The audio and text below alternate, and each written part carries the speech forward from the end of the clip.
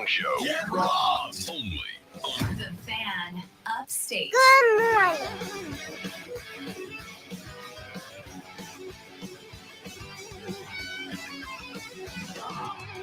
Head away we go, ladies and gentlemen, boys and girls, children. And away we go, ladies and gentlemen, boys and girls, children of all ages. Welcome in, my friends, to the show that eventually ends at 10 a.m. As a matter of fact, it is the Rob Brown Show. It is the Fan Upstate audio Red Bull for the next 4 hours. Let's go. My name is Rob Brown. How do you do, upstate South Carolina? Hello, America. What's up, world?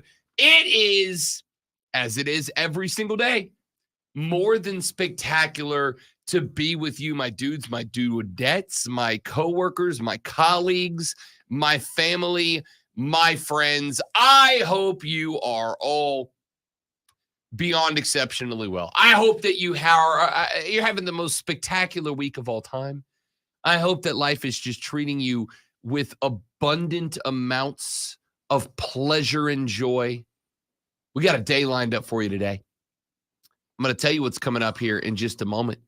But obviously, before I do that, I would be remiss if I did not welcome the powerhouse behind the show, the guy that makes it sound like the symphony of sports entertainment that it is. He is, of course, the alpha and the omega of the Fan Upstate, the conductor of the symphony of sound that is the Rob Brown Show. He is the content cash cow, the professor of perfection, the wizard of wave himself, the great one. Lonzo's in the building. What up, Zoe? All right. It pains me to say this, but it's a bittersweet symphony. And it's a bittersweet I can't pass it up. Yeah. This life. I'm feeling good today, bud. Feeling real good. It's a little weird. I just gotta, it's that I feel good. Yeah, I mean that's your yeah. I'm a little worried because of the joy emanating, the abundance, as you said, of joy that's emanating from the other side of the board there. I'm a little worried, but that's okay. I'll be all right.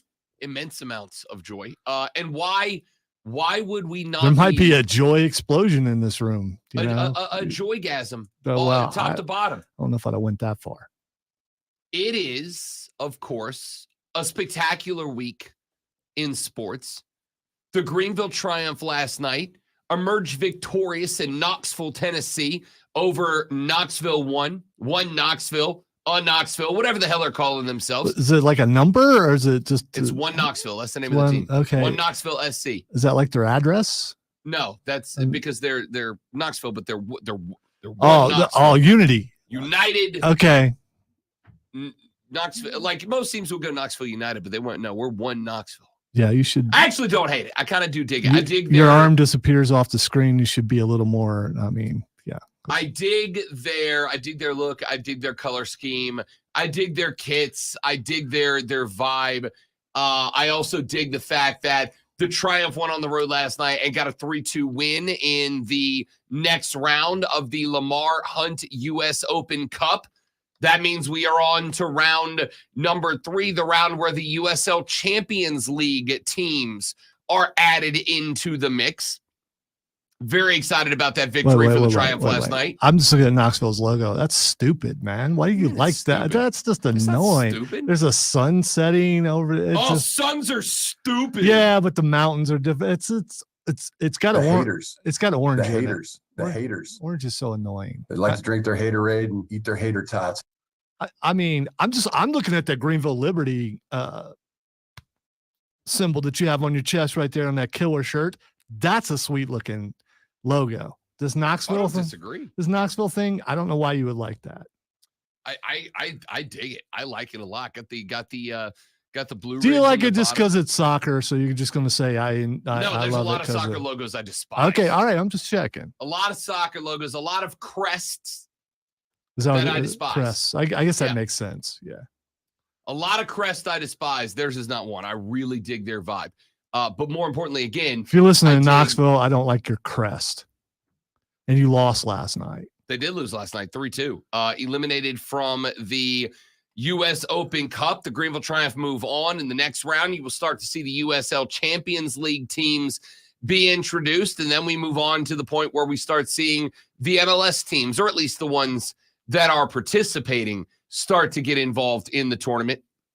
It is it's a phenomenal event, the U.S. Open Cup. So we're going to keep following that.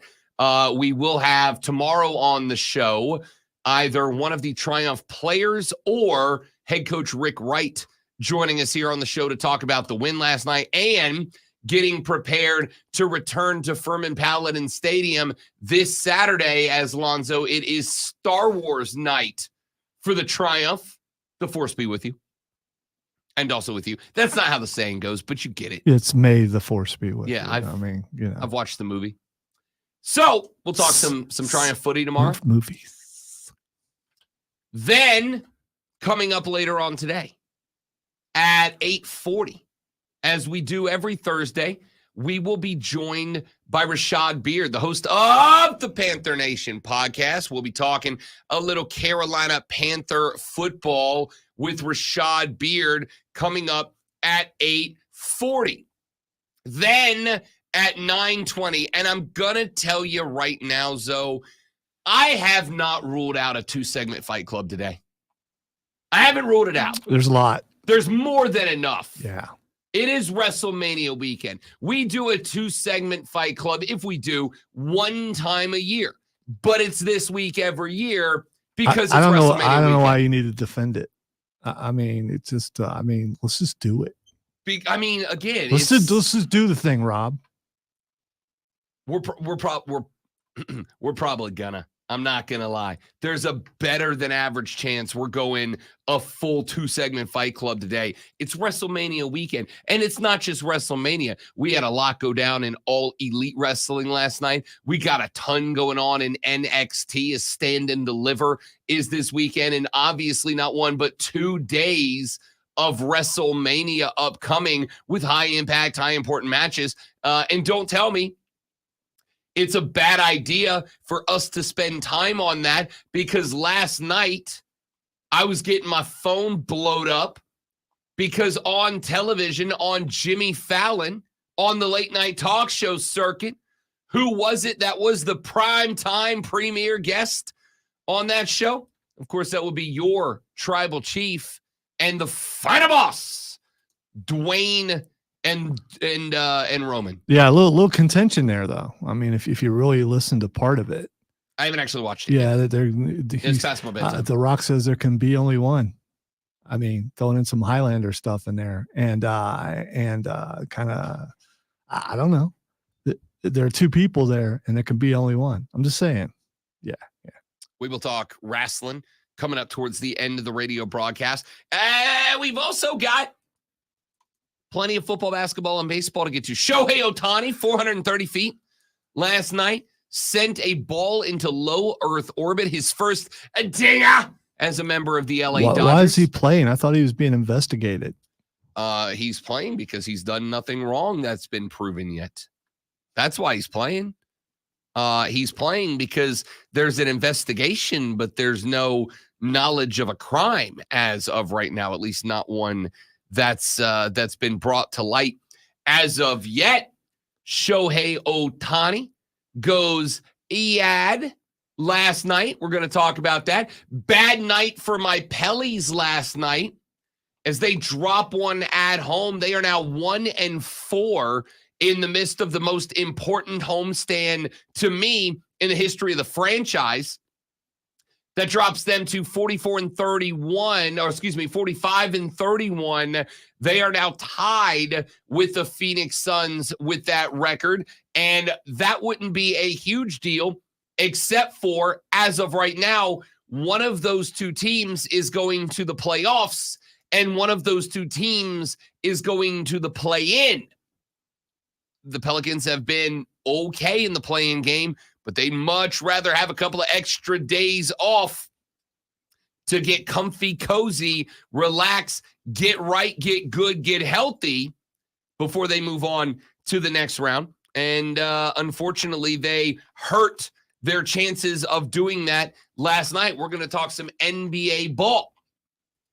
Over in the National Football League, big trade went down. Like as we were getting off the air yesterday, it was announced that Stephon Diggs is being sent alongside a 5th and a 6th rounder down to the Houston Texans to join forces with the reigning, defending, undisputed NFL Rookie of the Year on the offensive side of the ball, former Ohio State Buckeye C.J. Stroud picks up a multi-time Pro Bowler in his offense to run alongside Nico and Tank. That's a big get. It's a big get. And it became very obvious with the compensation package that was sent over. A 2nd-round pick in return for Stephon Diggs, a 5th and a 6th rounder. It became obvious that Stephon had worn out his welcome in Buffalo. I don't particularly care about that. It happens.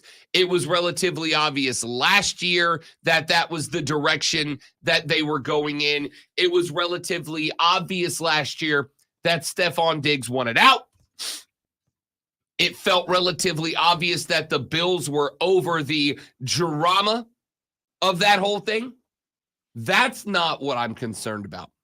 What I'm interested in is the fact that the Buffalo Bills general manager last night did a little bit of a presser. Brandon Beane got on a mic and he said, it may not feel like it, but every move that we make, every step we take, every single day, every time we trade, see what I rhymed the last one too. It's pretty good. We're trying to get better. We're trying to win. I'm not impressed. I expect it. I set the bar real high. You did. And you do every day. The move we made, said Brandon Beane with an E on the end, was to get better. And then a reporter was like, did you do that though? Did you get better? And he went, no, we're probably not better right now without, but we got a 2nd-round pick. We're going to get better. It's like, yeah, but you also gave away a 5th and a 6th along with it. It'd be one thing, Stephon Diggs for a 2nd, but you sent a 5th and a 6th down there as well. Did you get better? Brandon Beane's like, nah, not really. But then the part that blowed my mind wide open. He said, I haven't spoken with Josh Allen yet. Now, I'm not saying that the quarterback needs to be, should be. Yeah, I was going to say so.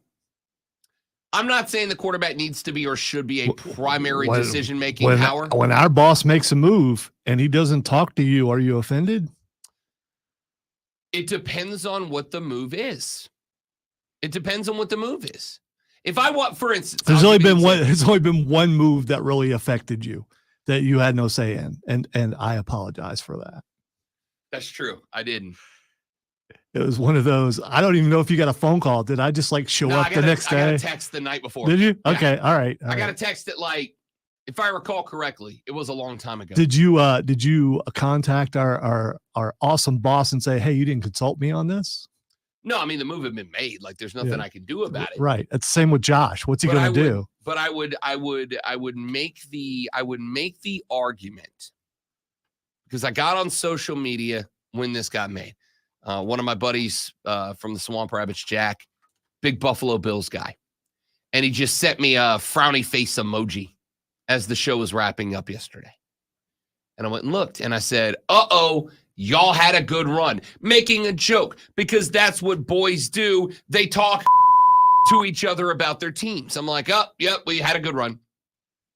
And he goes, we're not dead yet, because 17 is still the QB. And as I flipped around the social media yesterday, I saw that sentiment echoed by big head talkers everywhere. I heard that sentiment echoed, I believe, by Jim Rome. I heard it echoed by Dave Portnoy. I heard it echoed by a lot of big head talking figures, people saying as long as 17 is QB1, Buffalo's got a chance. And for the record, I kind of agree with that. I believe that when 17 is QB1, Buffalo has a chance. I do not believe that while 17 is QB1 and Sean McDermott is the head coach that they have a chance. I don't think that guy's got that dog in him. I don't think that he and JA17, Josh Allen, can have an effective and successful relationship. I just don't think he gets it. And I think he's proven that to us like 3 playoff runs in a row. But you know why they're happy, because Sean McDermott said that they have successful seasons every year, basically. So they're going to have a successful season. So they're going to be okay. When you are a fan, you know when your window is open. You know when your championship window is open. And you know when that championship window is closing, or worse, is closed up. I'm a Saints fan. I felt that. I felt that window open. I felt that window slam shut. You know. And if you're a Bills fan right now, you know that the window is cracked. Because you do have, like it or not, you've got one of the best 5 quarterbacks in the National Football League right now. You just do. Here's where I'm going to go. In a day and an age where it is very clear that the power in the National Football League, really the power in sports as a whole, is beginning to spin. It's beginning to shift over towards the players. And at a point in time where the players can now begin to make their own demands, can make their own asks. And if they don't get their way, if they don't like what is going on, if they don't like what's happening, they can now do something about it. In that day and age, for your general manager not to at least give your multi-time Pro Bowl quarterback a heads up, hey, man, you're about to lose your best receiver. Now, I know that Josh Allen and Stephon Diggs weren't exactly on the same page this year. I was going to say, when he said that the team got better, what he meant was he doesn't have the headache of all that, because that was a big story last year, that Stephon Diggs was unhappy, that there was contention in places. So sometimes someone leaving a place can make that place better. It happens all the time in every kind of business. It happens in a plumber place. It happens in radio sometimes. Someone just leaves and goes north or something, and the place just immediately gets better. Addition by subtraction is what they say. Sometimes when you take the bad thing away, the good thing pops up. You get better by taking the net. You cut out the cancer, so to speak. Now, I am going to say that I think that the issue in Buffalo stems from the guy wearing the headset. I have rolled with that belief for some time now. Is it out of the realm of possibility that maybe it's the quarterback? No, it isn't. I mean, is it out of the realm of possibility? Yes. Yes. Okay.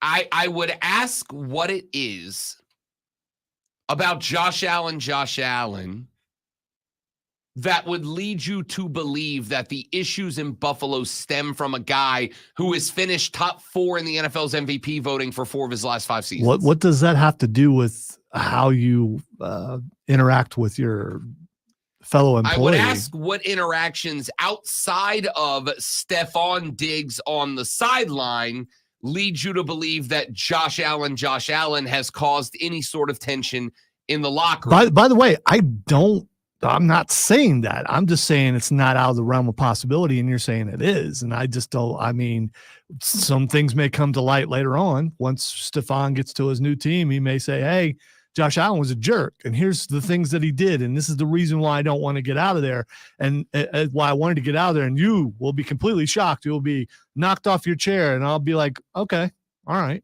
because people are people, and sometimes they can hide who they are and what they are. I mean, that is most certainly a possibility. I just don't have any any evidence at all to believe that's going to be the case. If anything, if I saw one of those two cats go in full tantrum on the sidelines throughout the course of his career, it was Stephon Diggs. And that is why I am open to the possibility that this team just got better without the guy. Because let's talk about the other side of this. Stephon Diggs ain't exactly a spring chicken. Dude is 30 years old. Now, wide receivers of the caliber of Stephon Diggs don't have that running back shelf life of when you hit 39 out of 10 times, you're cooked. Wide receivers don't really have that. They can play another 2, 3, 4 years and be successful. But it clearly wasn't working out in Buffalo. My question is, can D'Amico Ryans get the best out of Stephon Diggs down in Houston? And my thought might be, yeah. Because of all the times that I have watched, listened to, paid attention to Sean McDermott, he just kind of strikes me as the guy who's not exactly the world's most efficient football communicator. He just kind of strikes me as a guy who is the head coach, but doesn't really have that head coaching, whatever you want to call it, vibe, mojo, moxie, chutzpah, whatever you want to call it. I don't think he has that.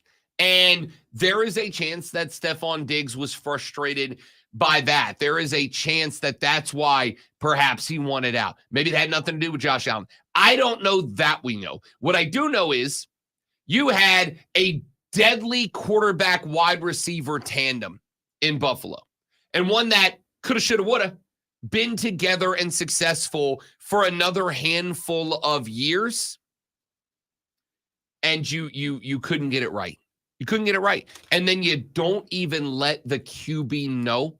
You don't even get on the horn and go, hey, bro, listen, I'm not asking you for input. I'm not asking you if you think it is a good or a bad idea. I am just calling to let you know before the news breaks here in a few minutes on the networks that Stephon is gone. We sent him down to Houston. We got a second-round pick back for the guy. And I just want you, multi-time Pro Bowler, guy consistently finishing inside the top 4 in MVP votes, the only reason that this team's been competitive for the past couple of years. I just want you to know that we have moved on from your primary wide receiver, and we want to have the conversation with you about how we can get better moving forward. And they didn't do that. Buffalo just doesn't want to win, do they? They just want to continue to be. I don't know what you mean. They've had a successful season every season. The coach has already said that. Thanks, Sean. Nothing like having a guy like Josh Allen at QB1 and not sniffing the dance. Yep, that's success. Let's take a break. We're back after this. We got a lot of football, a lot of baseball, a lot of basketball. Might even dabble in some hockey. Got some professional wrestling coming up later. What a day we got scheduled here on the Rob Brown Show and the Fan Upstate. Join the Guys, I debate got and let Step Boy for your a minute voice to be blow my heard nose on because our the show. allergies This is the have Rob Brown started. Show on the Fan Upstate.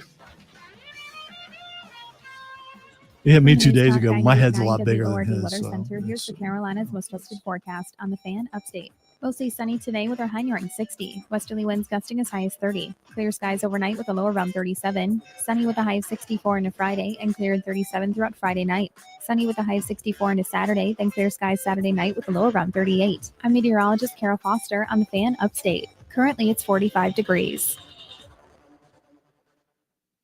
We all hear the radio ads about the IRS. They tell you to be afraid, to be scared, and they try to frighten you into calling. I'm not here to do that. Tax Relief Advocates is different. TRA is here to tell you that if you owe money to the IRS, whether it's $5,000, $50,000, or $500,000, we have a solution. It doesn't matter if you're sitting in your car, at work, or with your kids. No matter where you are, call now. 800-575-6986. Don't lose hope. TRA can eliminate or reduce what you owe to the IRS. There is zero risk to you. If we can't reduce your tax debt, then you pay nothing. Our passion is taxes and helping individuals fix their IRS problems. We have a 5-star rating on Google and an A+ with the Better Business Bureau. You don't need to be afraid of the IRS any longer. End your tax nightmare today by visiting us online at TRA.com or call 800-575-6986. That's 800-575-6986. Tax Relief Advocates. Real solutions for real people. The TTI Tool Sale is back. Top brands and huge savings on power tools, floor care products, and outdoor power equipment. Friday 9 to 6 and Saturday 9 till the tools are gone. Exit 27 Anderson at the intersection of Ryobi and Highway 81. Credit card only. No cash accepted. Subject to product availability and weather. Without the ones like you, who work tirelessly to keep things running, everything would suddenly stop. Hospitals, factories, schools, and power plants, they all depend on you. No matter the weather, emergency, or time of day, you're the ones who get it done. At Grainger, we're here for you with professional-grade industrial supplies. Count on real-time product availability and fast delivery. Call, click Grainger.com, or just stop by. Grainger, for the ones who get it done. Look around. You can find cars All like right. these on Mike, good AutoTrader. morning. Like Joe, that what's car up, big right in fella? your Good to tail. see you guys. Thanks for Or coming if by, you're man. tailgating right now, all those cars Appreciate doubling as you. Appreciate kitchens you and living leaving. rooms are on AutoTrader too. Are you working out and listening to this ad at the same time? Well, multitasking pro, cars like the ones in the gym parking lot are for sale on AutoTrader. New cars, used cars, electric cars, maybe even flying cars. Okay, no flying cars, but as soon as they get invented, they'll be on AutoTrader. Just you wait. AutoTrader. Sponsored by Brakes for Less. Brakes for Less. So did you watch the entire 3-minute match? I did. We have the deal. I don't like it. Get all 4 brakes for $239. I had a thought, and then I looked at the 4 internet, and they had locations in the the same upstate. thought. Call This is 888-261 WWE making fun of stop for an AEW, appointment or and just walk in. exactly what it is. Can't wait to hear what's next. Because on Wire to that Wire was an with Cole and AEW Diesel. match for Tell me sure. what's coming up on the next Wire to Wire with Diesel and Cole Bryson. We'll power rank the teams remaining in the Final Four for both the men's and the Wrestling women's. as fast as And we will talk possible to with Bill no story. Shanks of the Bill Shanks Show about the Atlanta Braves I don't think it is. and I the think it's trying to ludicrous take advantage performance of the fact bonus we all that know Aaron the Rodgers attention got span for of the just average 4 snaps in American shrunk down 2023. to 3 minutes. Diesel and Cole And the fact Bryson that they really announced how bringing many on Wire to sellouts Wire. they've Turn it had on and in a leave it row on. on TV Afternoons now. 3 to 7 on the Nothing to Fan do with Upstate. AEW. Listen on the Odyssey app. Search the Fan Upstate. It's war, man. That's what they do. I want both sides to win. I mean, we all win when that.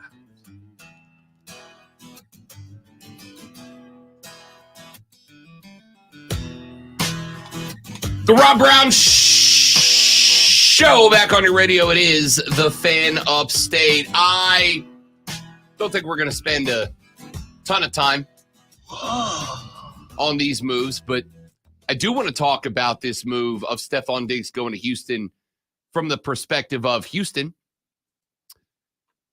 There was a lot of talk yesterday. First off, let me start with what drove me up a damn wall. Do you know how frustrating it was yesterday for them to announce Stephon Diggs has been sent down to play with the NFL's Rookie of the Year, a guy who won the AFC South in his first year as a quarterback, CJ Stroud?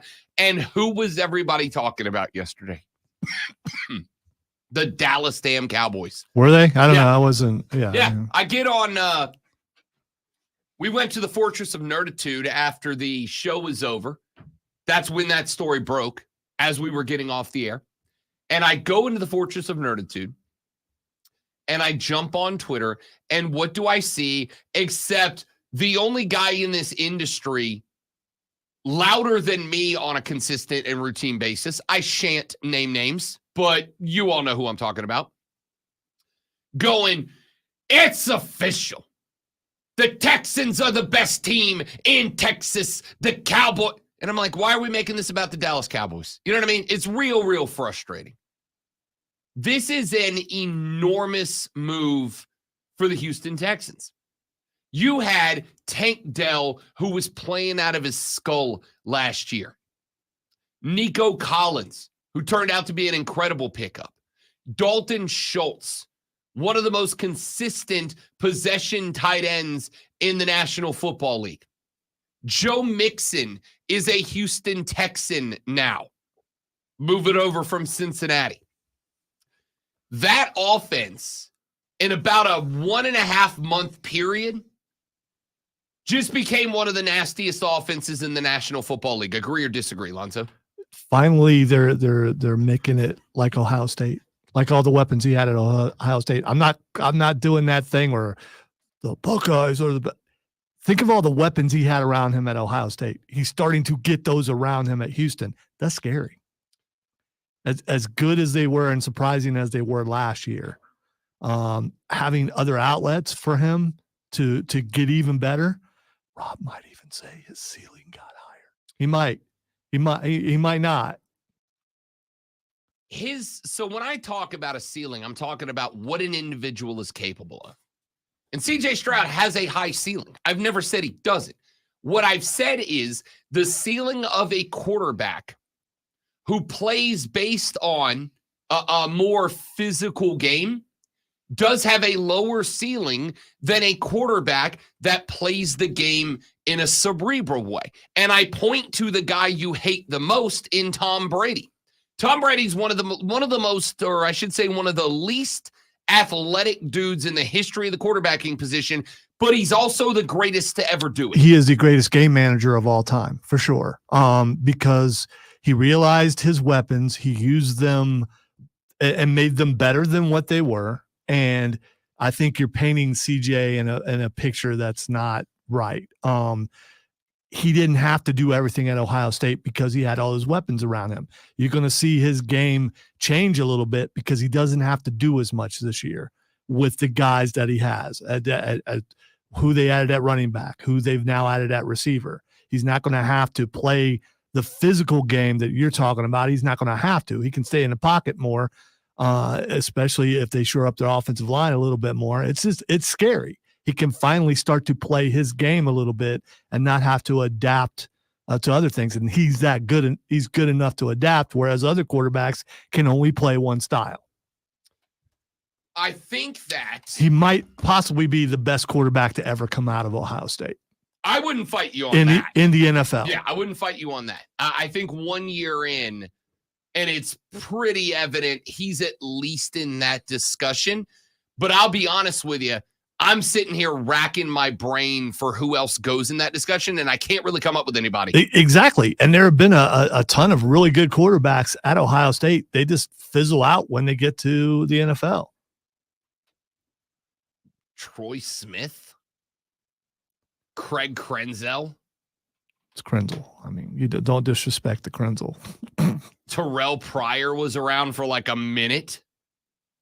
Who else would I even put in that discussion? Cardell Jones. I mean, Cardell Jones. There've been some guys, especially in recent memory, but none of them did what CJ did there in the first couple of years. Certain quarterback who was in Chicago and is now a backup. Justin Fields is still in the discussion because I blame Chicago. I don't blame Justin Fields, but we'll see what happens there. Here's what I'll say. CJ Stroud's style of play. It is a style of play. He can throw the ball. He can spin the bean. There's no doubt about that. I still think the style of play is predicated on utilizing CJ Stroud's natural athletic ability to open up the field, as opposed to using CJ's brain and arm to get guys open, to see the field and to know where the coverage holes are and hit them. He can do that. I just don't think he's as good as at that as he is moving guys around the field with his body to open up the field for other bodies. And I think that there's a ceiling that comes with that style of play that is lower than the style of play of, say, a Bryce Young. Not that Bryce Young is going to be the guy. I should use a Tom Brady or a Peyton Manning. Not Drew Brees. Not the most athletic guys ever, but three of the most successful at the position ever because of how they played the game. The ceiling is higher, but if they don't click and they don't get it right, like if you're Lamar Jackson, CJ Stroud, and that group of quarterbacks, if you are not a dude who can make every throw, that's okay because you've got the fail-safe on you that Breeze and Brady and Manning didn't have. If Breeze, Brady, Manning were not making wildly accurate throws in coverage, there was no other opportunity there. Why are you putting him in there with Lamar Jackson, who's labeled as a run first, then Which throw is quarterback? Silly, by the way. CJ Stroud is not that. Not even close. So, for the record, neither is Lamar. His ability to run does not make him a run first quarterback. I think he was early on, and offenses have been fashioned around him getting to throw the ball more, and he has thrown the ball more. But early on, the perception was a reality that he ran first. So, first off, perception isn't reality, though I know it feels that way for many conversations. Here's what I am going to throw. Unless you perceive that we're great, and then you're right. Correct. You just hit on what I think is the important part of this conversation about CJ Stroud. When Lamar Jackson got to the league, yes, it very much did feel like the offense was set up where it was, all right, run this play, Lamar, and if you don't see a guy open, take off. And now it feels like over the past couple of years, Baltimore went, how do we build an offense around Lamar Jackson? What wide receivers fit the style of play we need for Lamar Jackson? What running backs fit the style of play? What offensive linemen fit the style of play of Lamar Jackson? And they have built that team around Lamar Jackson. My goodness gracious, are the Houston Texans doing that for CJ Stroud? And they started right out of the gate. They went in the very same draft they got CJ. They went and found a couple of wide receivers that complement CJ Stroud, and that offense was better. This is why I said last year, and I took a lot of crap for this, that I don't care because I was freaking right. Last year, the weaponry around CJ Stroud was miles ahead of the weaponry around Bryce Young. Miles ahead of it. I mean, we talked about perception. How many rushing yards per game did CJ Stroud have? A running quarterback should have, because you've kind of labeled him as that because you put him in there with Lamar. How many? Don't look it up. I want to know what you thought. Well, obviously, I have to look it up. Football season ended 6 years ago. Because I've already looked it up. And Stroud has 11.1 rushing yards per game. 11.1 rushing yards per game. Is that a running quarterback? Let me defend myself on two fronts. Number one, I have never labeled CJ Stroud. You just put him in there with Lamar, who is labeled as a running quarterback. That is incorrect as well, which is also what I said. He is not a rushing quarterback. He is a quarterback who can rush. There is a difference. A rushing quarterback was Michael Vick, a guy who his legs are a primary weapon. The legs of CJ Stroud, the legs of Lamar Jackson, they are not the primary weapon. There is a difference between, there are steps down. This is that nuance in sports we talk about. There is rushing quarterback, and then underneath that, quarterback who can rush. I am perfectly content if CJ Stroud finishes games with 0 rushing yards and the Texans are winning football games. Same with Lamar Jackson. In fact, if I'm Baltimore, I don't want Lamar Jackson running. Jaden Daniels, another example. You know why I'm really high on Jaden Daniels? Because the dude can make every throw. And if there are no throws to be made, he can rush. Not that he is a rushing quarterback. He's a quarterback who can rush. I'm real high on that, which is why I like CJ Stroud too. Because he's a quarterback that can rush, but not a quarterback who feels like he has to. Okay, Lamar rushes basically 50 to 60 yards per game. Yep. There's a big difference between that and CJ Stroud. I'm not disagreeing. I would also make the case that the Baltimore Ravens build design runs for Lamar Jackson into their offense. There are designed rushing plays for Lamar Jackson. There were not design rushing plays for CJ Stroud last year. Do they add that to the repertoire next year? Now that you've got a Stephon Diggs on the outside, and now that you know that Tank is being taken seriously, Nico has been taken seriously, Dalton Schultz demands linebacker attention across the middle or he will cook you, and you've got a five-time Pro Bowler and Stephon Diggs on the outside.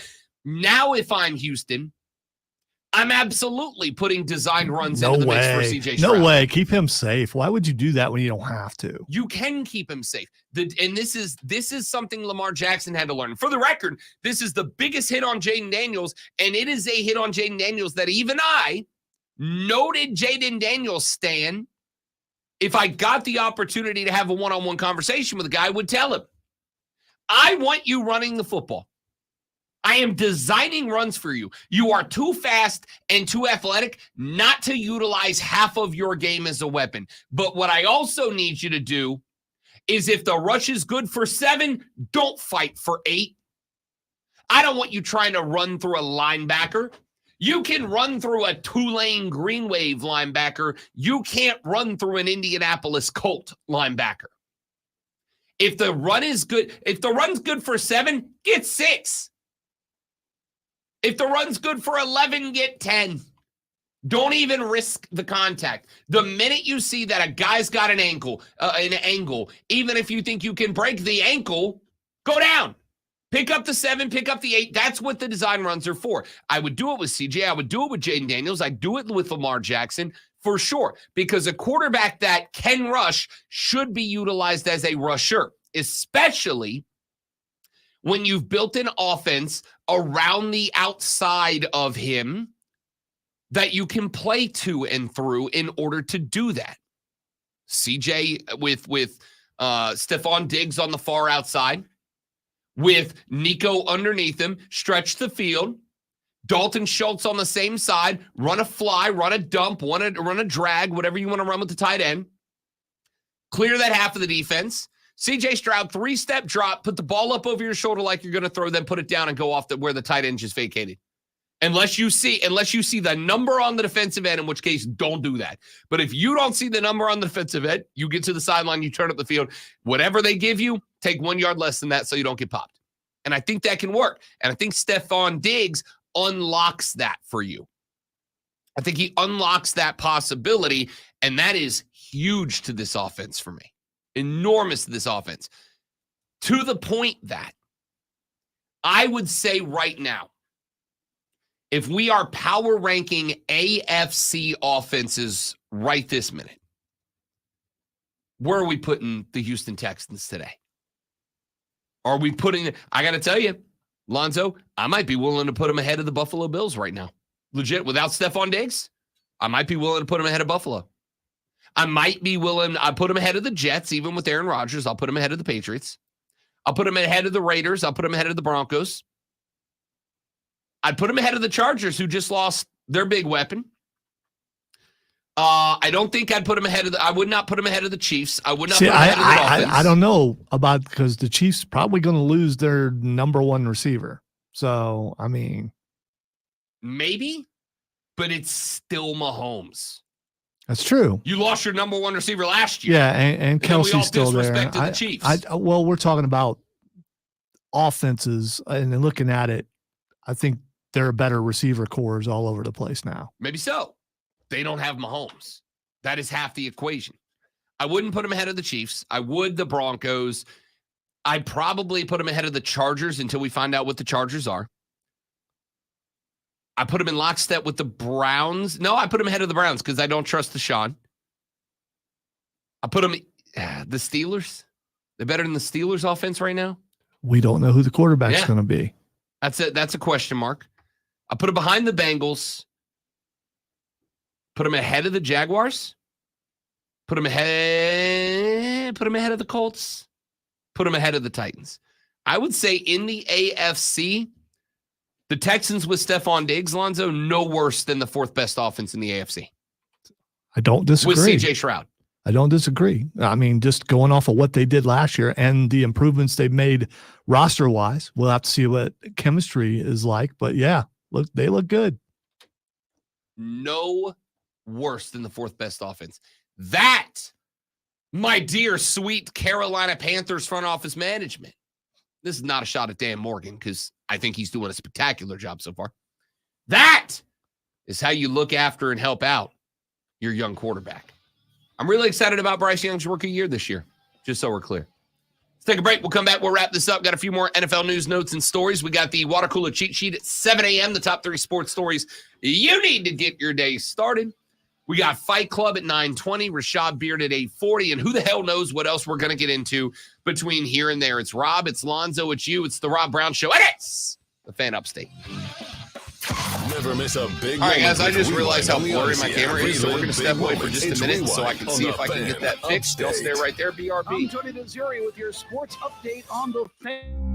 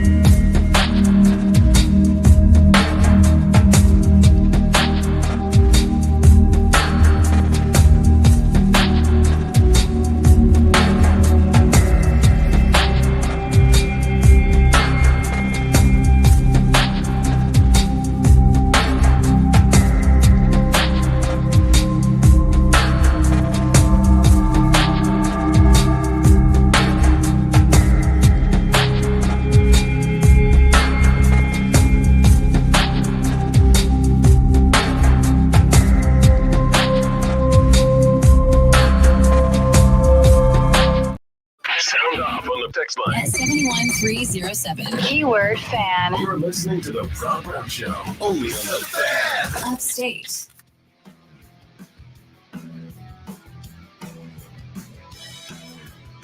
The Rob Brown Show is back on your radio. It is the Fan Upstate. Rob and Lonzo and you on a Thursday morning. Yesterday, Lonzo introduced us to a stadium food that was next level. It is the Pittsburgh Pirates have a new food item called the Renegade. It is a foot-long hot dog topped with potato pierogi. Is it pierogi? It's pierogies.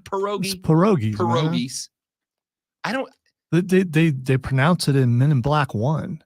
That's what they order at the restaurant before dude is cut in half. And, Well, obviously, how did that not pop into my brain? I mean, I think of references where I've heard something pronounced, and I'm sure they would have pronounced it correctly. A foot-long hot dog topped with potato pierogies, pot roast pickles, and onions. And we talked a little bit about whether we could knock one of those down. The answer is obviously yes. We're a couple of sturdy fellas. He's a big ass boy is what he is. God dang. Not to be outdone, your Atlanta Braves have just upped the food game. Lonzo, you ready for their stadium delicacy of choice? Is this going to make me drive over there? I'm not gonna lie. It's gonna be an incentive. They have introduced a new food item at home games this year called the four-bagger. Of course, four-bagger, lingo in baseball for a home run. The four-bagger, great one, is 4 burgers topped by a pound of barbecue brisket, Reaper-infused pepper mayo, jalapenos, cheese, and beer-battered onion rings atop the whole thing. All right. Why in the world would you eat something like that at a stadium? You know what that's going to do to you, and you're going to do that at a stadium. I'm sending it to you right now so you can get a visual of the four-bagger. It sounds excellent, but at the same time, I'm not eating that at a stadium. So here's one thing I do love about baseball. As we discussed yesterday, Rob Brown's a baseball nerd. Baby! You failed to mention the onion rings on top. No, I didn't. Beer battered onion rings. Did you? I said top the whole thing. But okay, they're on top with like toothpicks. It Yep. looks, the arrangement of Nice the little food. touch on top. Yeah, the arrangement of the food with the fries in the middle. It looks delightful. It's very shareable. Oh yeah. So is the restroom experience that will happen afterwards, because there's no way you could eat all that and not have to go in the stadium. Here's one thing I love about baseball. And I'll go home first before I go in the stadium. Oh, I'm absolutely not poop at a bar guy. No, I will not. Not in public. Well, and think about stadium restrooms. No. Unless there is just a 0.0% chance I'm making it to the house, it does not matter where I am. I'm getting in the car and going home to deuce before I do it wherever I am. And if you're eating this up in the suite, you ain't going to go to the restroom that's in the suite, because then if you're going to go in the stadium, the suite's the way to go. Yeah, but suite bathrooms are but untouchable. if it's in the suite, certain odors might escape the restroom. Here's one thing I love about baseball as a baseball nerd.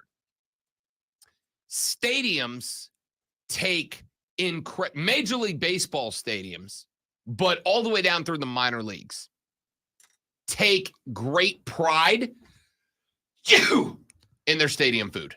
And if you get a signature item, I'm not talking about your run-of-the-mill stadium hot dog, which, don't get me wrong, elite tier food. A stadium dog in the dog days of summer, untouchable stuff. But if you get a stadium signature, you get a Dodger dog in LA, you get a stadium signature. These are not just items that they pull out the freezer, throw together, and slop onto a plate and go, this is our signature. Major League Baseball stadiums, including the minor leagues, the affiliates, they care that their signature food is something that when you're done eating it, you go, damn, that was good. And you don't hours later go, oh, damn, this is not good. They care about it. I have, any time that I go to a new MLB park, I've been to, last time I counted, I think I've been to 8 so far. 3 of them, no longer in action. I went to the old Astrodome, obviously went to Turner Field growing up. I have been to Fulton County. I have been to Marlins Park. I have been to the Juice Box in Tampa. I have been to Citibank in Philly. I'll never go back. I've been to a handful. These stadiums put great pride into their signature thing. This is the Braves' signature thing. By the way, let me go with huge props for going with barbecue. Because we talked yesterday about the Pirates. They went with a pot roast. Now, I love a good pot roast. But pot roasts are almost impossible to up. It's almost impossible to screw up a pot roast. You throw a roast in a pot and it just cooks itself. It's impossible. Barbecue is easy to screw up. And if you get barbecue right, it is the elite food group. It is the most elite thing, is barbecue done correctly. Guarantee you the barbecue on this has got a kick to it because it's got to match everything else that It has does. a kick And to they it. go with Reaper Pepper Mayo, which I'm going to go ahead and say that is a tip of the cap to the Carolinas, which are Braves country, no doubt. Stadium foods, signature stadium foods, these teams put a lot of work and effort into because it is part of the experience. I have yet to go to Dodger Stadium. It's on the bucket list for me. And I will tell you that when I get to Dodger Stadium, more so than seeing the LA Dodgers play, I want a Dodger dog because I want to see what the fuss is all about. I went a number of years out to Vegas. I went to In-N-Out. That's their thing, right? Guys from the left coast love to tell you In-N-Out's untouchable. It's okay. It's not any better than Five Guys or any of the other burger joints. It's okay. I want to see if the Dodger dog is the hype or if West Coast folks just have a really inflated view of themselves. Shut up, Alonzo. I was trying to come up with a thing there about Lonzo having an inflated view of himself doing the Sports Flash, but he's as humble as he is good looking. Just ask him. Sports Flash. Inflated, fat, it's all the same. To the surprise of very few, South Carolina head coach Dawn Staley was named the 2024 Naismith Coach of the Year, the 4th time she's brought home the trophy. Staley led the Gamecocks to a 3rd straight overall #1 seed in the tournament, a 2nd consecutive undefeated regular season, and a Final Four for the 4th straight time. LA Dodgers superstar Shohei Ohtani powered his team to a 5-4 victory over the San Francisco Giants last night with a 430-foot bomb of a home run, his first of the season until last night. Ohtani had been batting only .242 and in the middle of his longest home run drought to start any season of his career. Tune in this afternoon from 3 to 7 p.m. for our brand new local show, Wire to Wire. Cole Bryson and Diesel get you up to date on the latest local and national sports news. Great guests, great debate, and a whole lot of fun. Wire to Wire. Up to the minute, upstate traffic. We're looking at the Cordell and Cordell traffic cams downtown, both Greenville and Spartanburg. You are free to move about. Nothing slowing at this moment. I-85 in both directions is running at posted speeds except for a slight slowdown around Pelham Road because of signs and barrels. From the News Talk 98.9 WORD Traffic Center, I'm Bill Brooks on the Fan, upstate. The future of medicine is here at QC Kinetics. Hey, it's Charlie James. QC Kinetics is the nation's leader in the most exciting revolution in pain Traffic management guy we've Bill seen in Brooks. decades. He's Regenerative medicine. If your joint pain is keeping you from doing what you love, you need to call QC Kinetics now. Surgery, steroids, drugs, these are no longer your best options. Regenerative medicine at QC Kinetics is transforming lives with innovative treatments. That hour just flew by. Using Just, I mean, suddenly 1 hour in the boots. Damaged joint tissue. QC Kinetics is under the leadership of National Medical Director Dr. Mitchell Scheinkup. Dr. Scheinkup is a pioneer in this field with 20 years of clinical work, tons of research, teaching, and publishing, and he wants you to get relief with a needle not a knife. Call QC Kinetics now to learn more about some exciting options. This is a revolutionary approach that can get you long-term relief with no downtime. Call QC Kinetics for a free consultation, 864-448-3772 in Greenville and in Ashland. You see the Call of Duty thing I sent you? 448-3772, 864-448-3772. There's something remarkable Curious about if the University this of is who you're South going to play Carolina. as now. It's in the labs, where researchers are discovering ways to make communities healthier and stronger. It's in the nation's best first-year student experience and top-ranked programs in nursing So and apparently health they sciences. can turn It's where people more into South Carolina large joints students have before they access kill to them. higher Incredible. education Yes, I just than thought- I ever do not before. like that Call of Because Duty when is you kind of stand getting for more something bigger than Fortnite-y by yourself, the Yeah, day, that's why I was right? curious Something about that what benefits us all. you thought about it. Behold, Cheech the blowing remarkable smoke down the All barrel new of a gun 2024 before Upstate using Craft it Beer is Passport is hysterical. here I for love just that. $40 at Upstate Craft Beer Passport. How many people 20 who are breweries, playing two Call of Duty stops, right now free know who tastings and they are, tours. though? Breweries include New Grove Artisan Brewery and Peach City I'm gonna Brewing. go Visit not UpstateBeerPassport.com.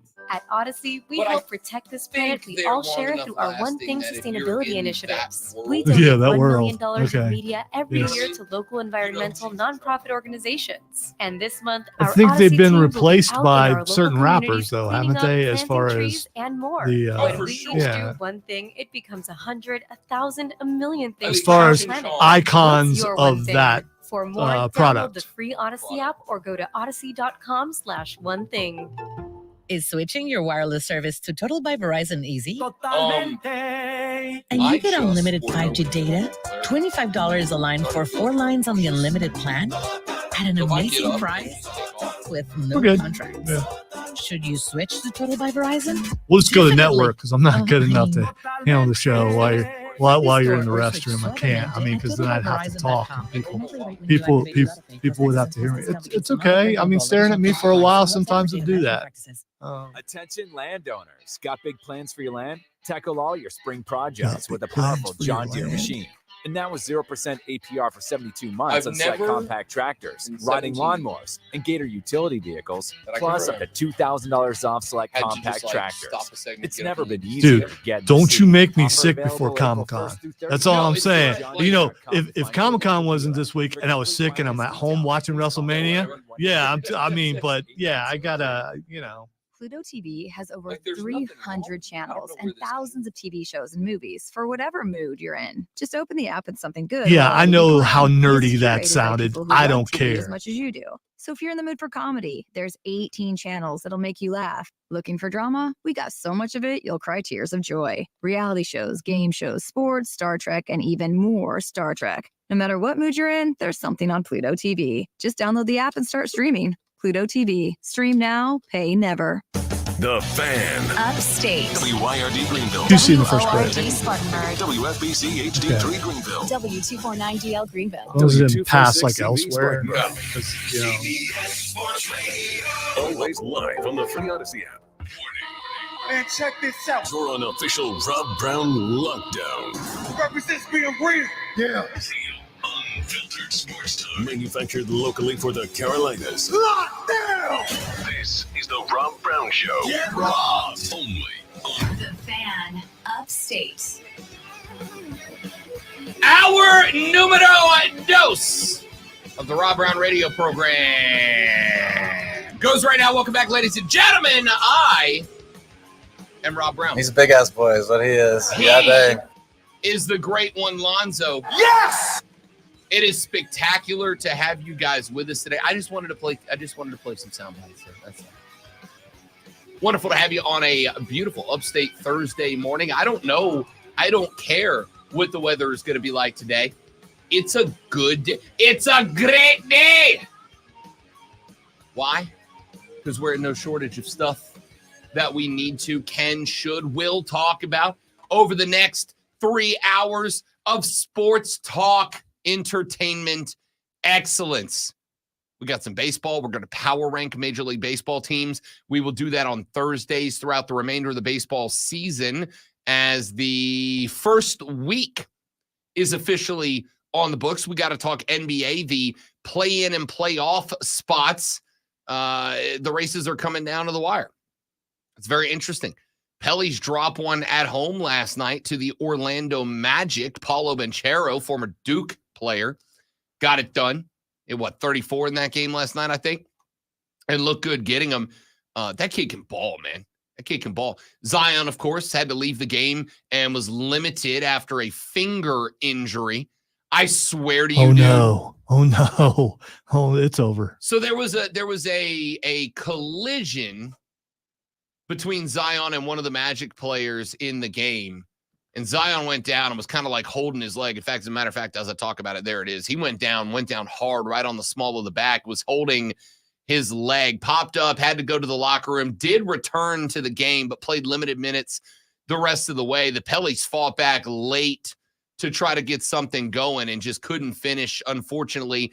That is now 1-4 in their last 5 at the house, and all of a sudden my Pelicans go from a 4 seed in the playoffs to now tied with the Suns.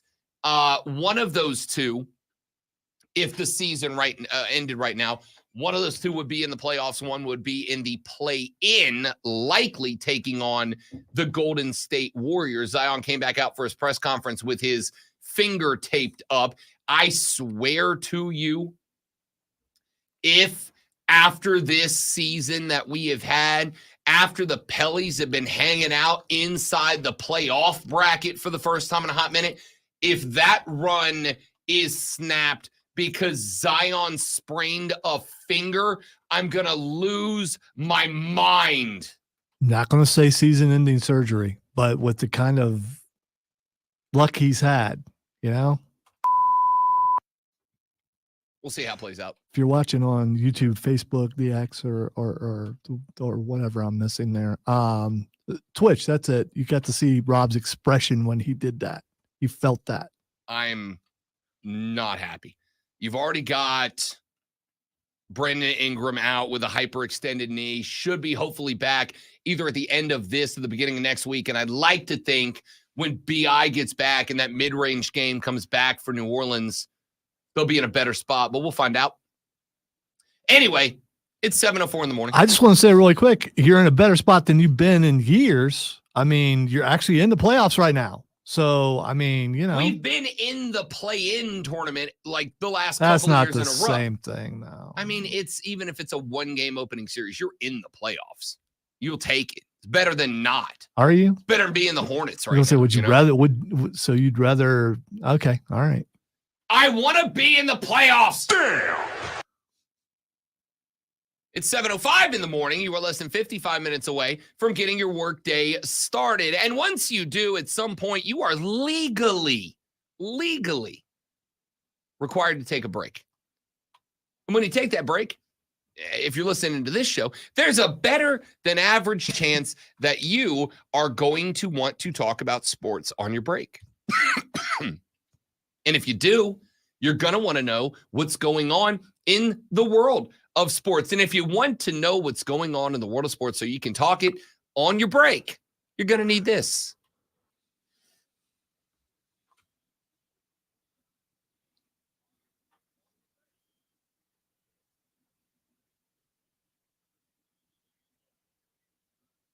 Most impressive.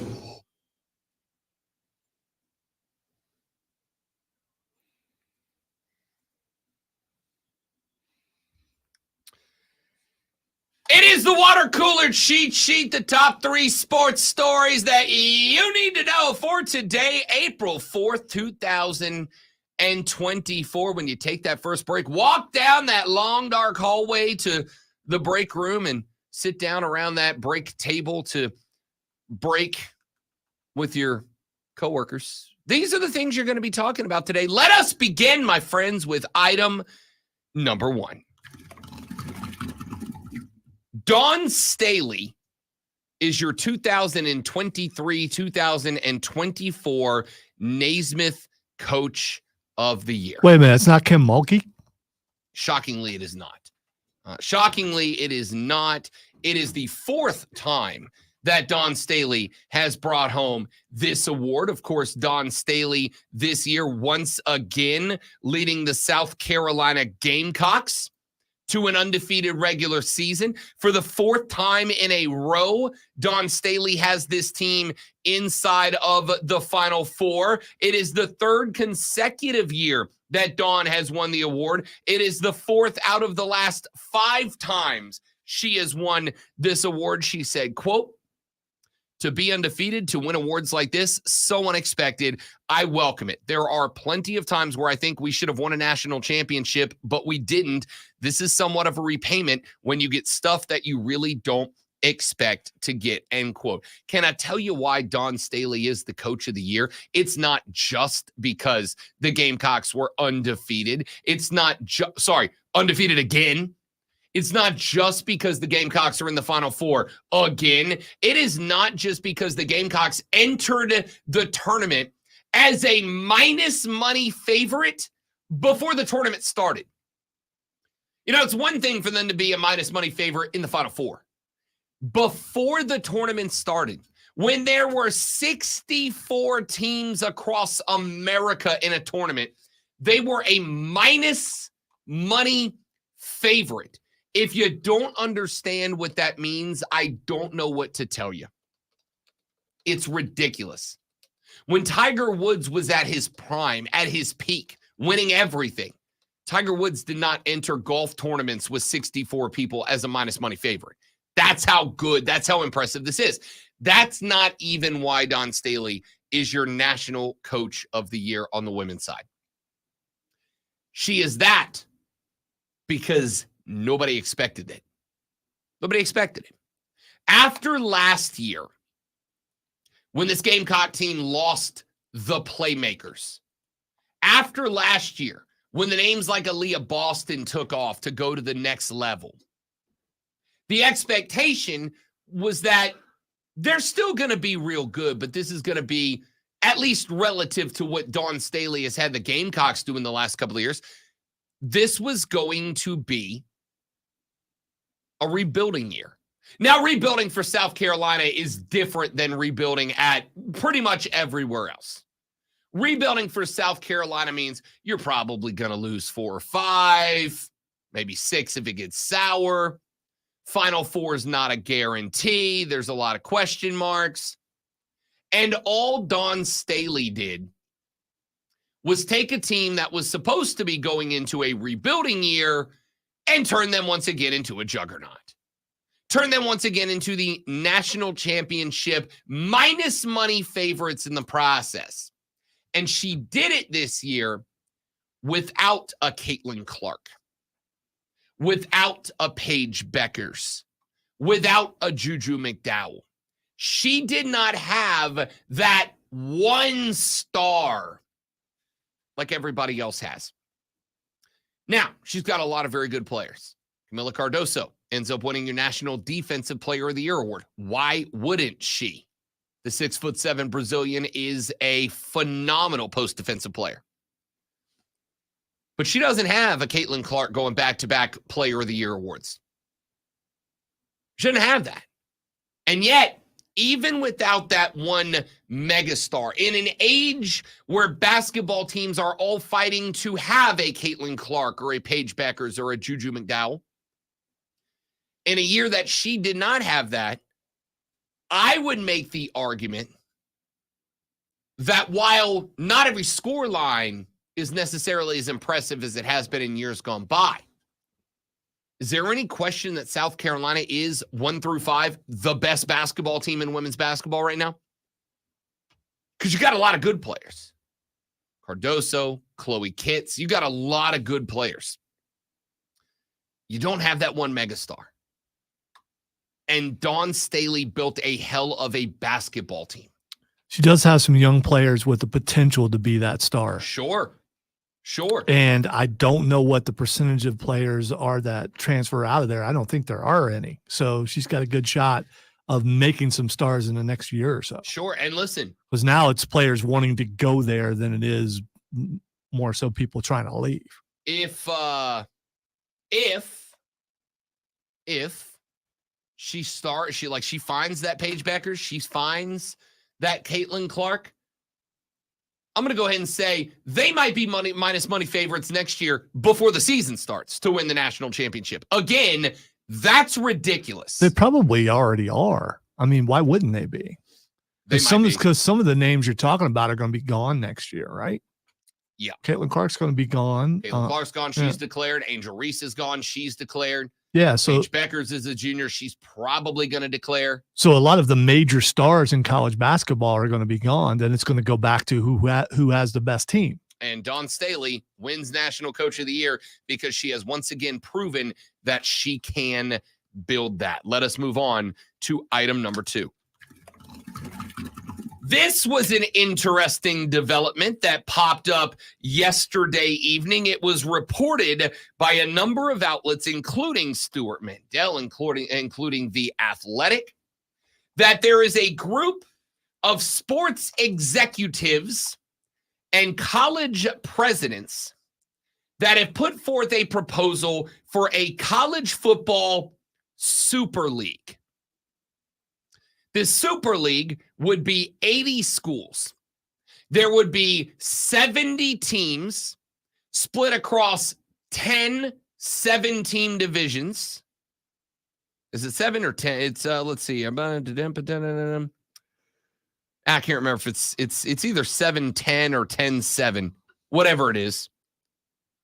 The model would be that there are divisions. And in those divisions would be geographically relevant teams.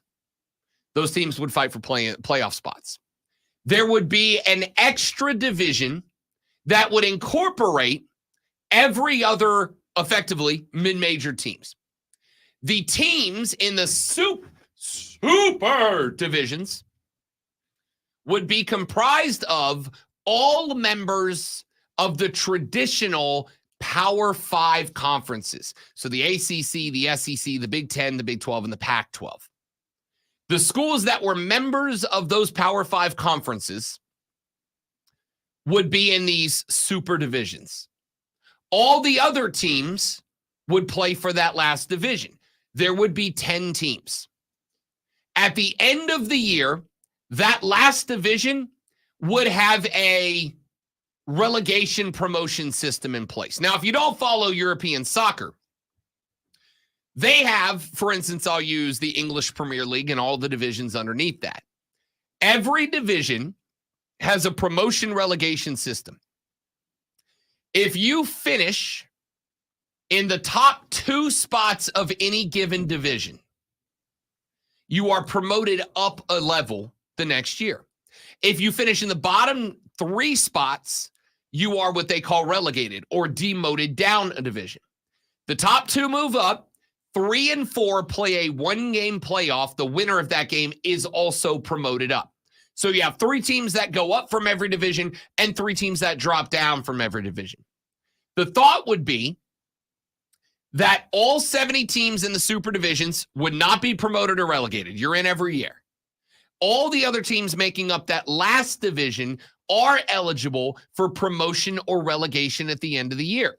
So if you're in that bottom division and you kick ass and you finish inside the top 3, you would play in the highest level of football the next year. If not, you would be relegated down. And then there would be all the rest of those teams.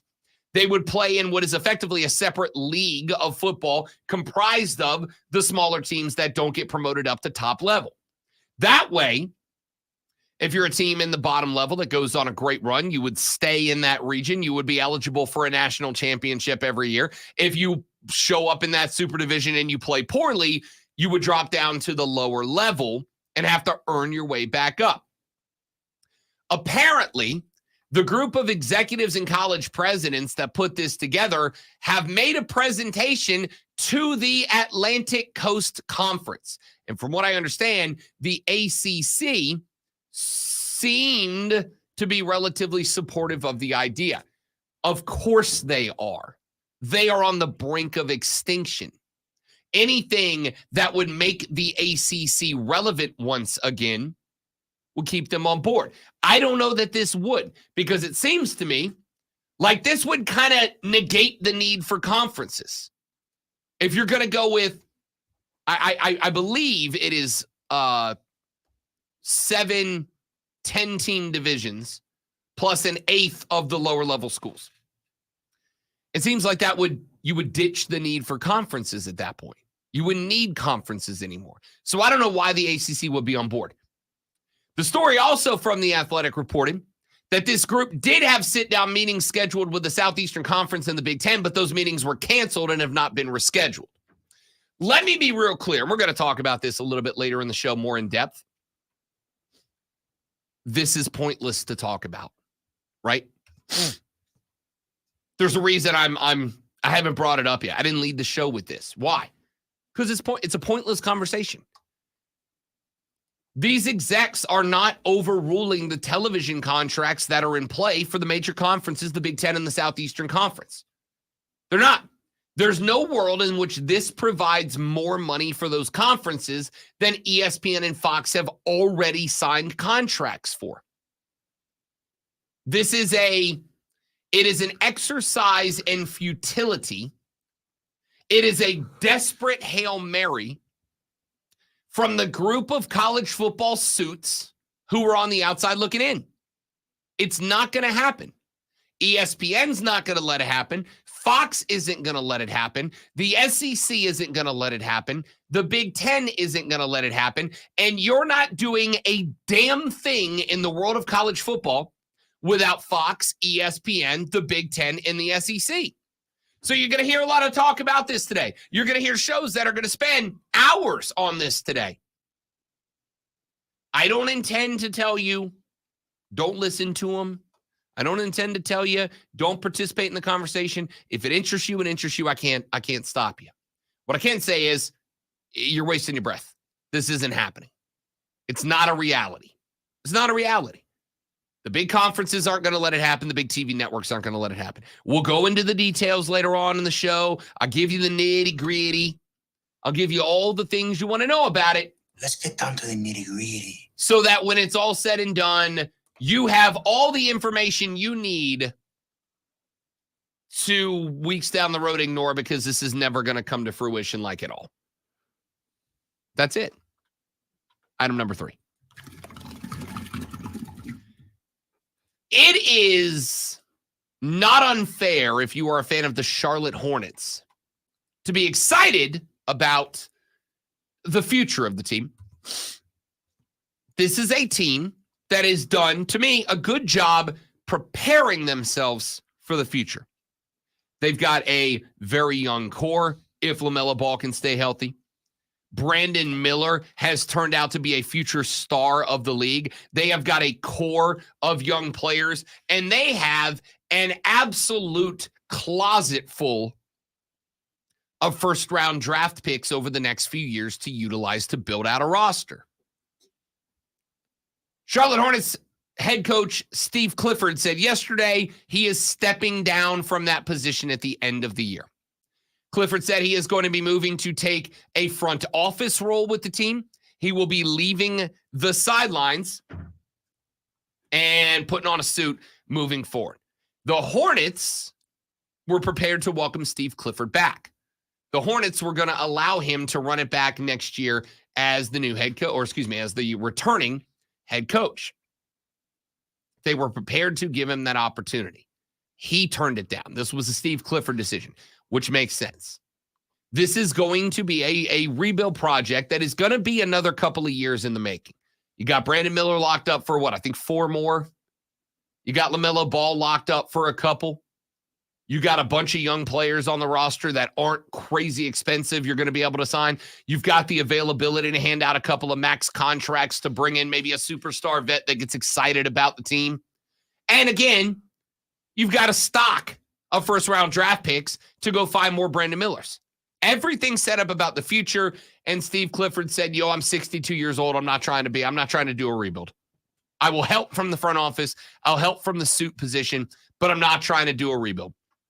So Steve Clifford stepping down from the Hornets at the end of the season. He will end his career with whatever he adds to the 337 and 457 career record, with 4 trips to the Eastern Conference Finals in 10 seasons between Charlotte in the Orlando Magic. New head coach incoming for the Hornets next year. I am begging you, Charlotte Hornets, I am actually excited about your future.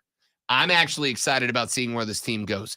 Please do not do what the Milwaukee Bucks did and just go get a guy who's been a coach because he's been a coach. Please do not bring in a Van Gundy. Please do not bring in a Doc Rivers. Please do not bring in a guy just because he's been there, done that. Either bring in a guy that's had success or go experimental, bring in a young, hot coach who can talk to these players in a way that players want to be talked to in 2024. Let's take a break. When we come back here in just a minute, we will talk about this college football Super League. It is a big story that everybody got all up about last night that I am here to tell you it doesn't matter. It doesn't matter. And I'll tell you why when we come back. Rob Alonzo and you on the Rob Brown Show in the Fan Upstate. You see. All right, guys, quick live read, and then we're coming right back. Do me a favor, y'all stay right there.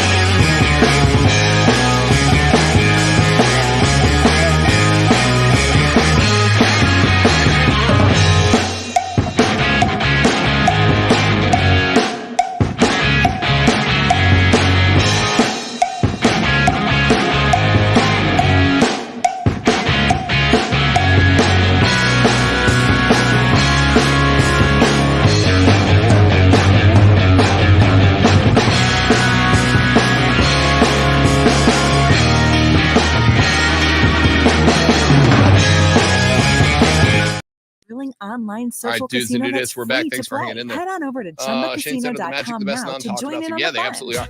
They absolutely are. No 100%. purchase necessary. VGW Group. Void where 100%. prohibited by law. See terms and conditions. 18+. With 64 games in the books, UConn, Purdue, NC State, and Alabama now converge on Phoenix, with just 2 more wins needed to claim the 2024 NCAA Men's Basketball Championship. Tune in this Saturday to hear Westwood One's exclusive coverage of the NCAA. I put that Final right up Four. there with Starting the guy who had the Saturday afternoon monkey at 4, in a right dress. here on your home for the Just still have Final that video Four on and my the phone. National Championship Sitting out there at that game. red light, The and there's just a monkey in a Upstate. convertible. Just kind of walking around. Your guide to the gridiron, the maestro of the matchups and the keeper of all things cool in the sports world. Whenever he would This go, is the Rob Parrot Brown would literally Show. Oh, yeah. Lonzo's here too. This is the Fan Briggs would stand Upstate. up and stretch out. Got rode everywhere in Pennsylvania. Wow.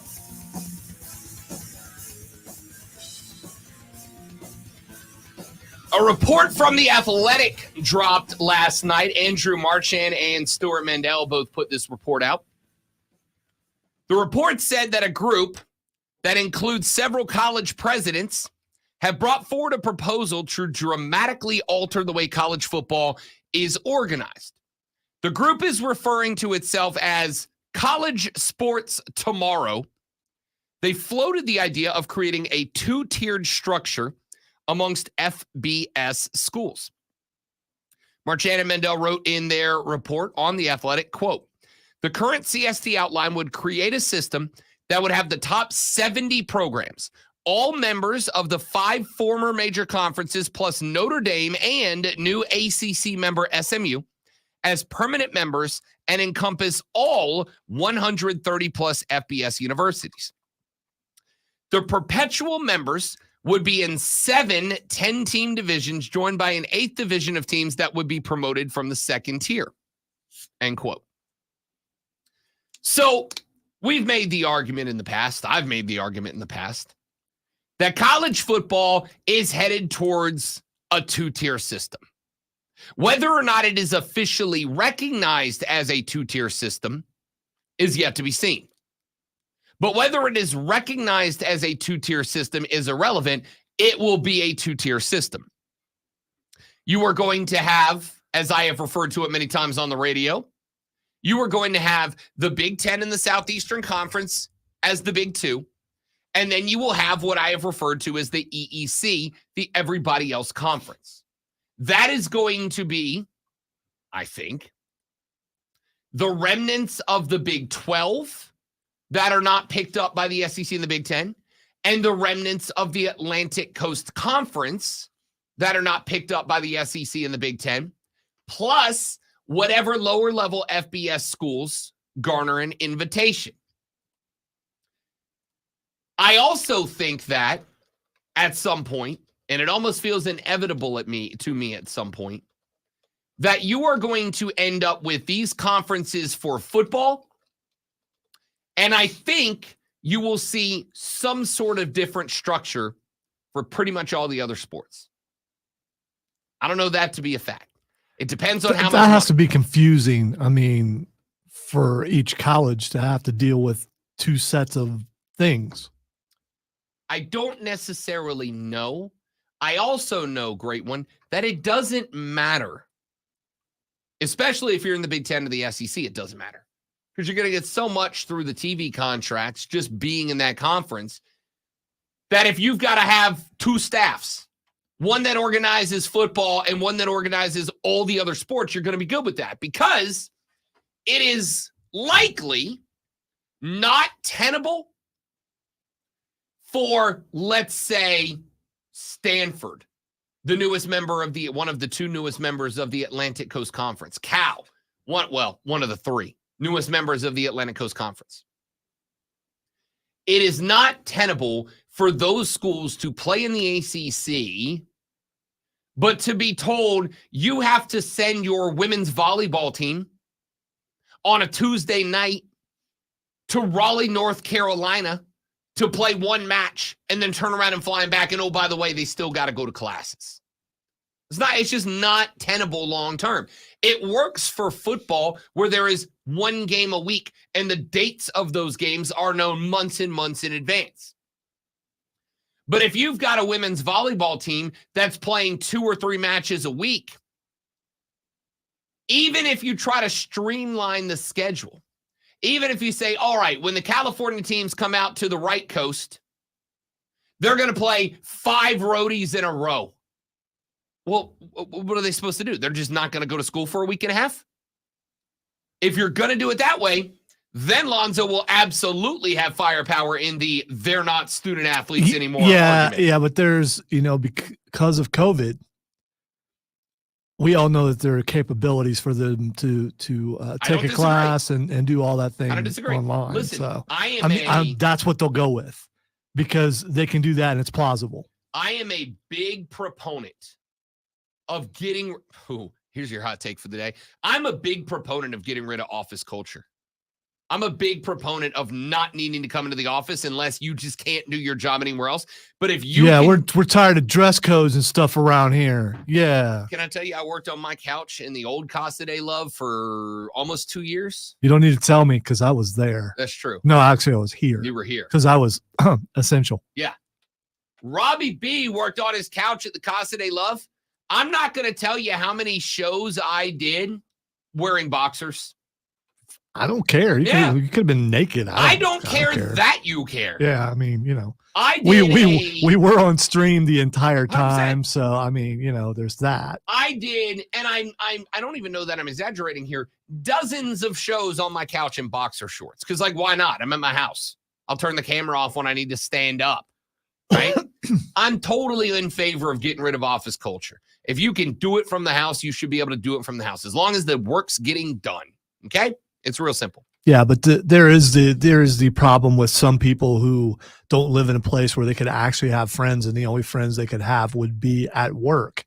And so you're eliminating that from some people's lives and making them more lonely. I am fine. Just in theory, that's what I'm saying. I am fine if you want to work in an office to go into the office.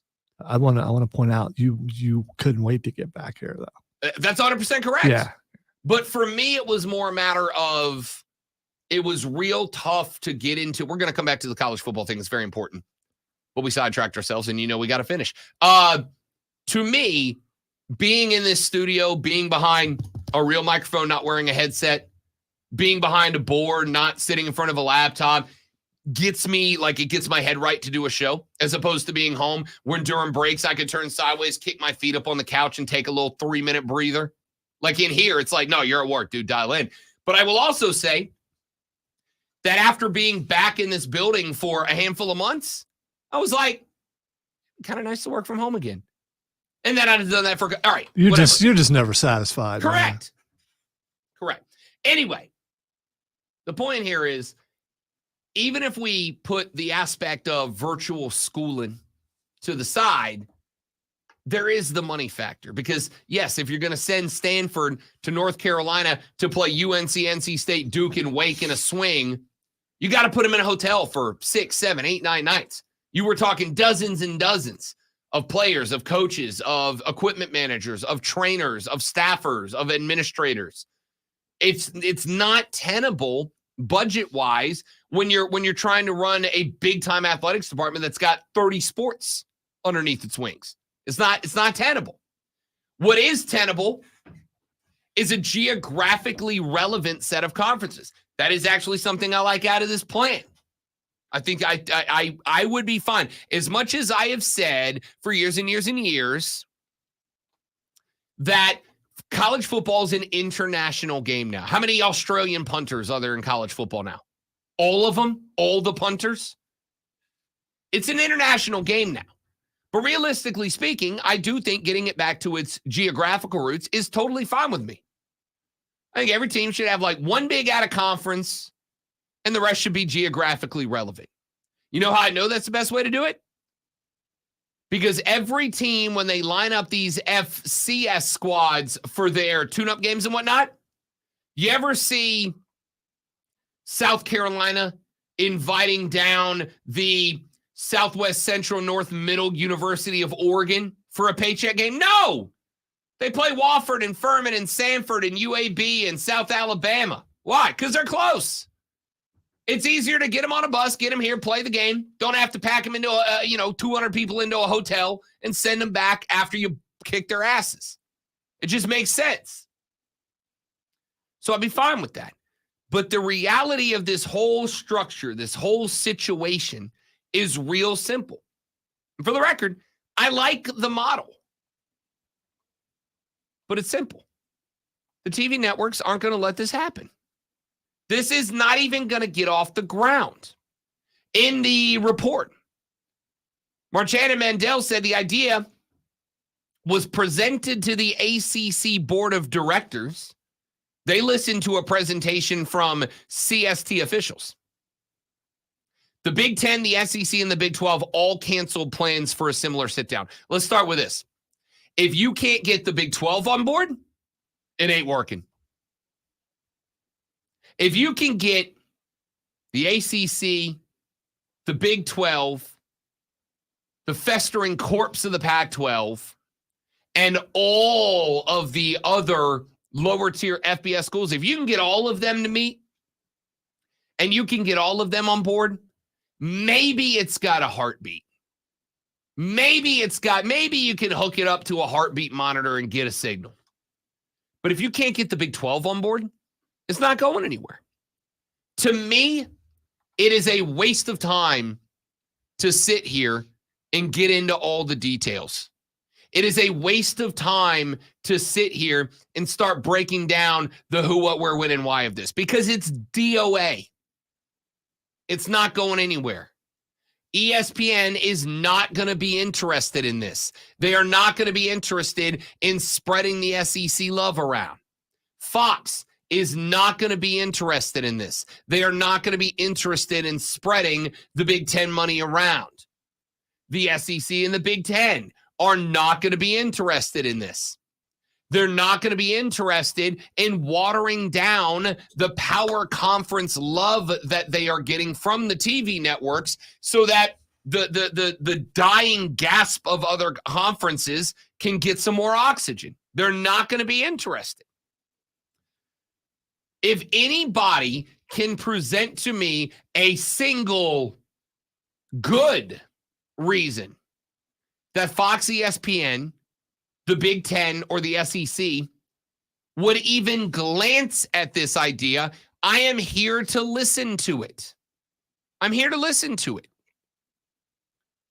But I don't think anybody can, or at least I haven't had anybody do it yet.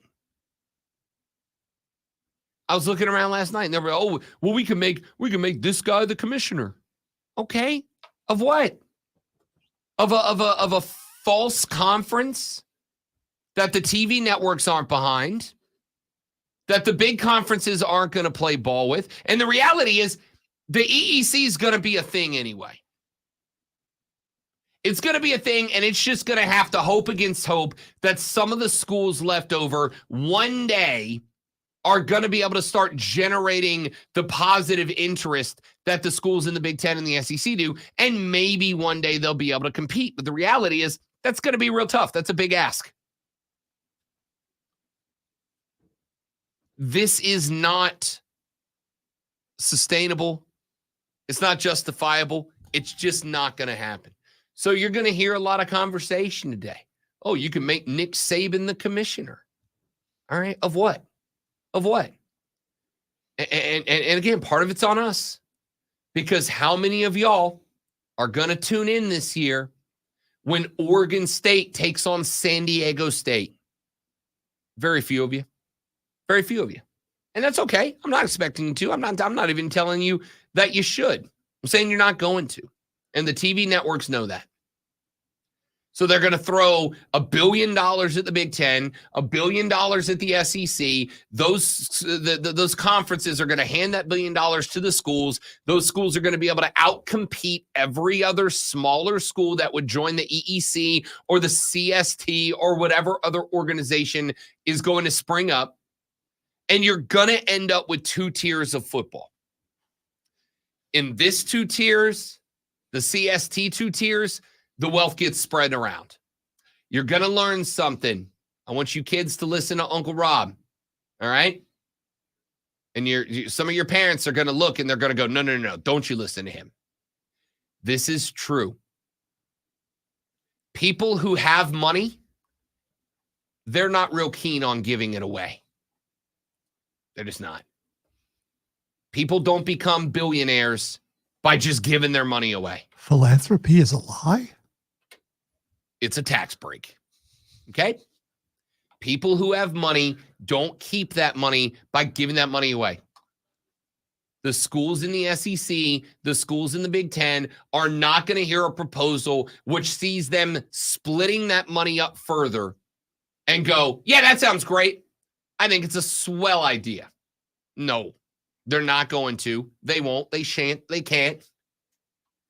The fact is, they're the billionaires of the college football world. Everybody else is a peon. Why do you think that Clemson joined Florida State's lawsuit? You think it was because they just wanted to go take a trip down to Tallahassee and have a lovely day in court? No. They did it because the writing's on the wall. The two big conferences are the Bezoses, are the Musks, are the Gateses.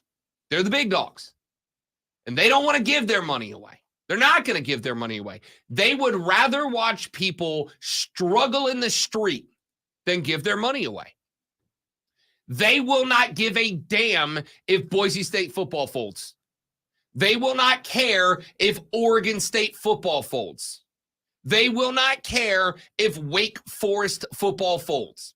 They only care that their revenue goes up. So this is a DOA idea.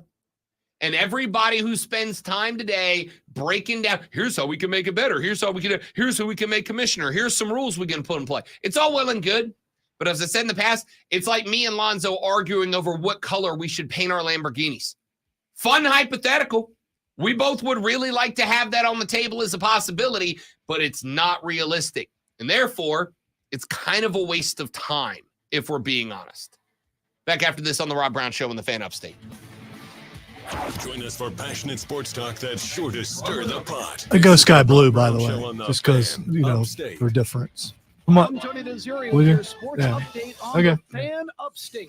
The South Carolina women's basketball team playing on Friday in Cleveland for the Final Four when they go up against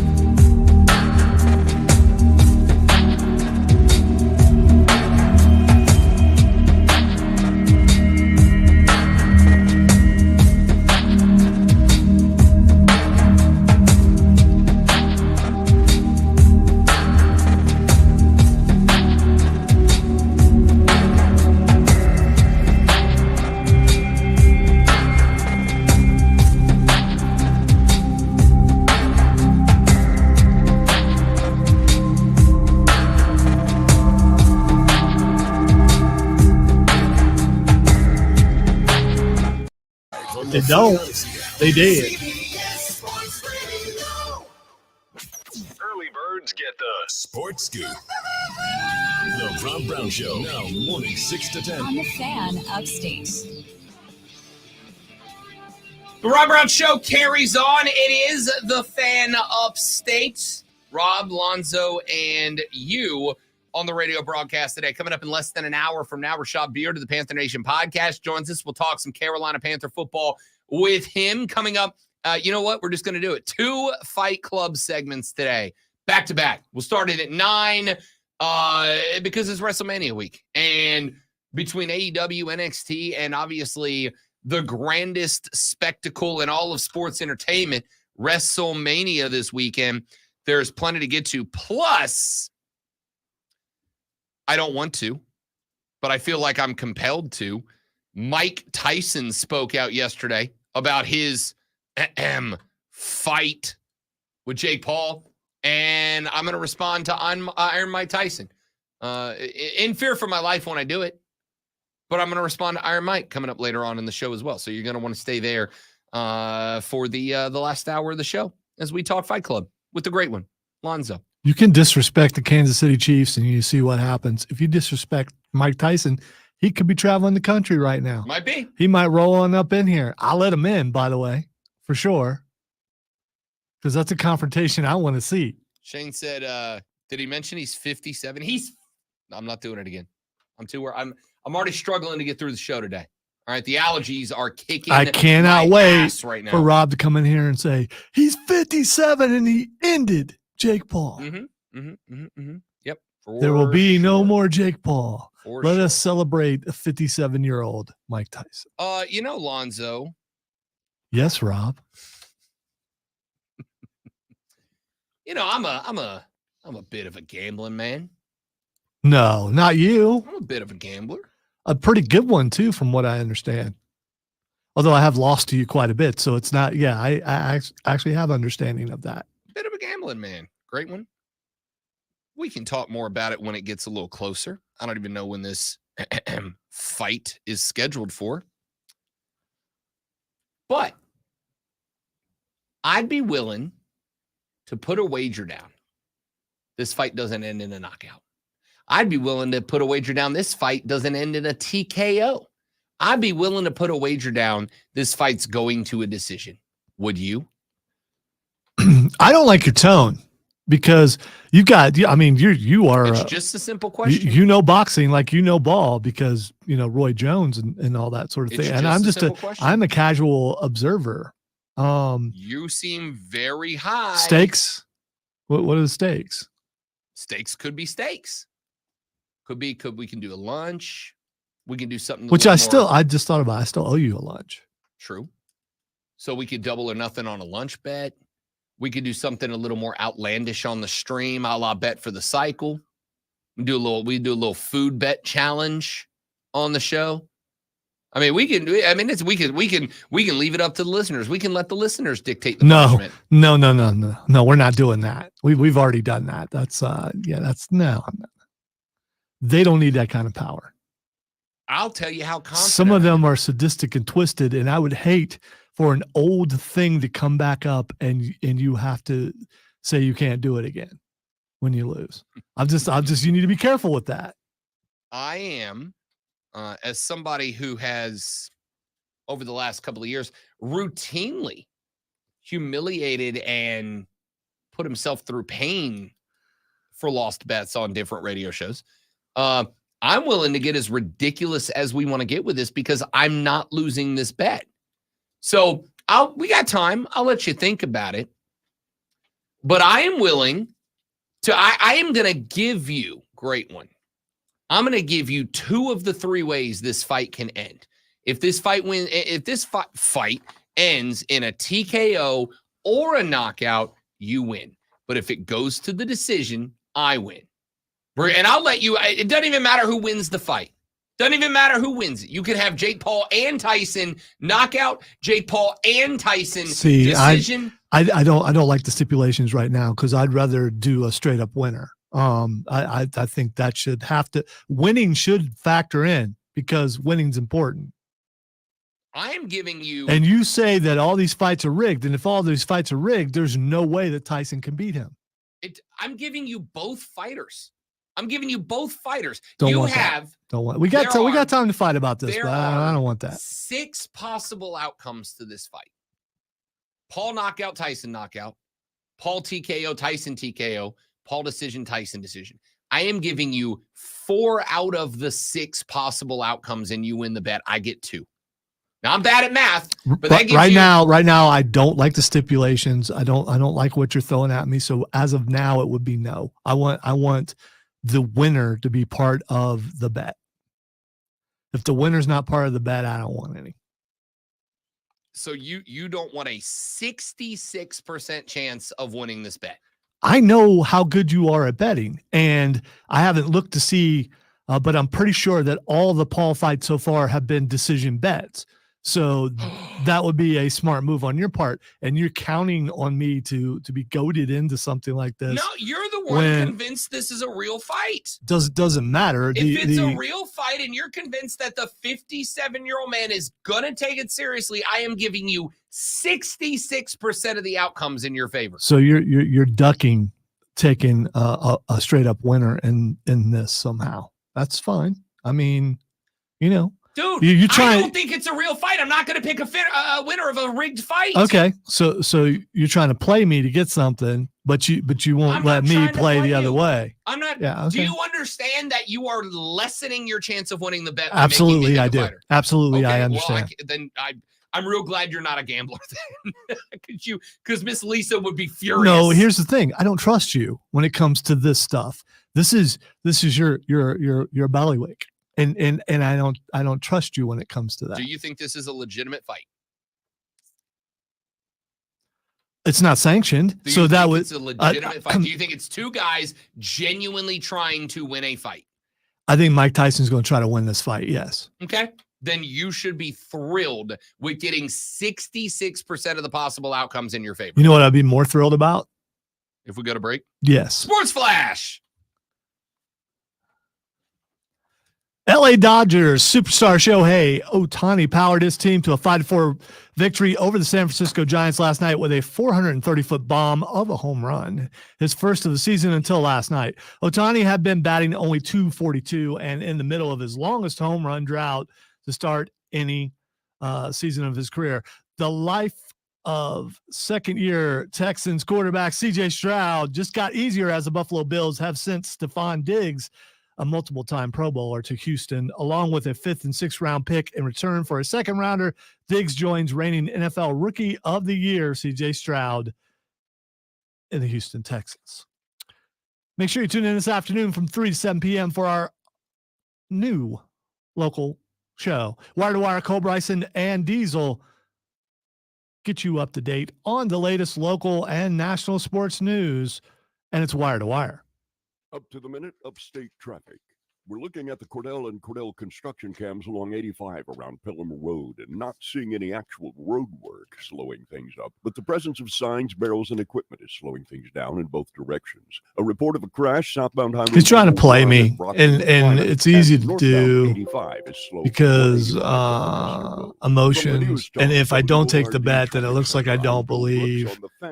I get all that, but I want the outcome to be part of the bet. If the outcome is part of the bet, I'll do it. If not, I'm not doing it. Pain management we've seen in decades. Regenerative medicine. If your joint pain is keeping you from doing what if all these fights are rigged, then the outcome should be Jake Paul. Steroids, drugs, these are no longer your best options. Regenerative medicine at QC Kinetics is transforming lives with innovative treatments that deliver lasting results, using your body's own power to repair and restore damaged joint tissue. QC Kinetics is under the leadership of National Medical Director Dr. Mitchell Scheinkup. Dr. Scheinkup is a pioneer in this field with 20 years of clinical all of work, you tons of research, who teaching, and bet and more than me. We saw how bad I am at it. Would you take the bet? More about some exciting options. I don't know if I should trust. I mean, because you would want me to take the bet just to see me lose, Call QC Kinetics which for a free is consultation. can be entertaining. 864-448-3772 in Greenville and in Asheville. 864-448-3772. 864-448-3772. Some people just know there's a better way to do things, like bundling your home and auto insurance with Allstate, or hiring someone to move your piano instead of doing it yourself. So, do things the better way. Bundle home and auto and save up to 25% with Allstate. Bundled savings vary by state and are not available in every state. Saving up to 25% is the countrywide average of the maximum available savings off the home policy. Allstate Vehicle and Property Insurance Company and affiliates, Northbrook, Illinois. You know that house on the block? What with if the Cole was a perfect bowler? lawn? Don't you envy them? That's just jealousy getting to you.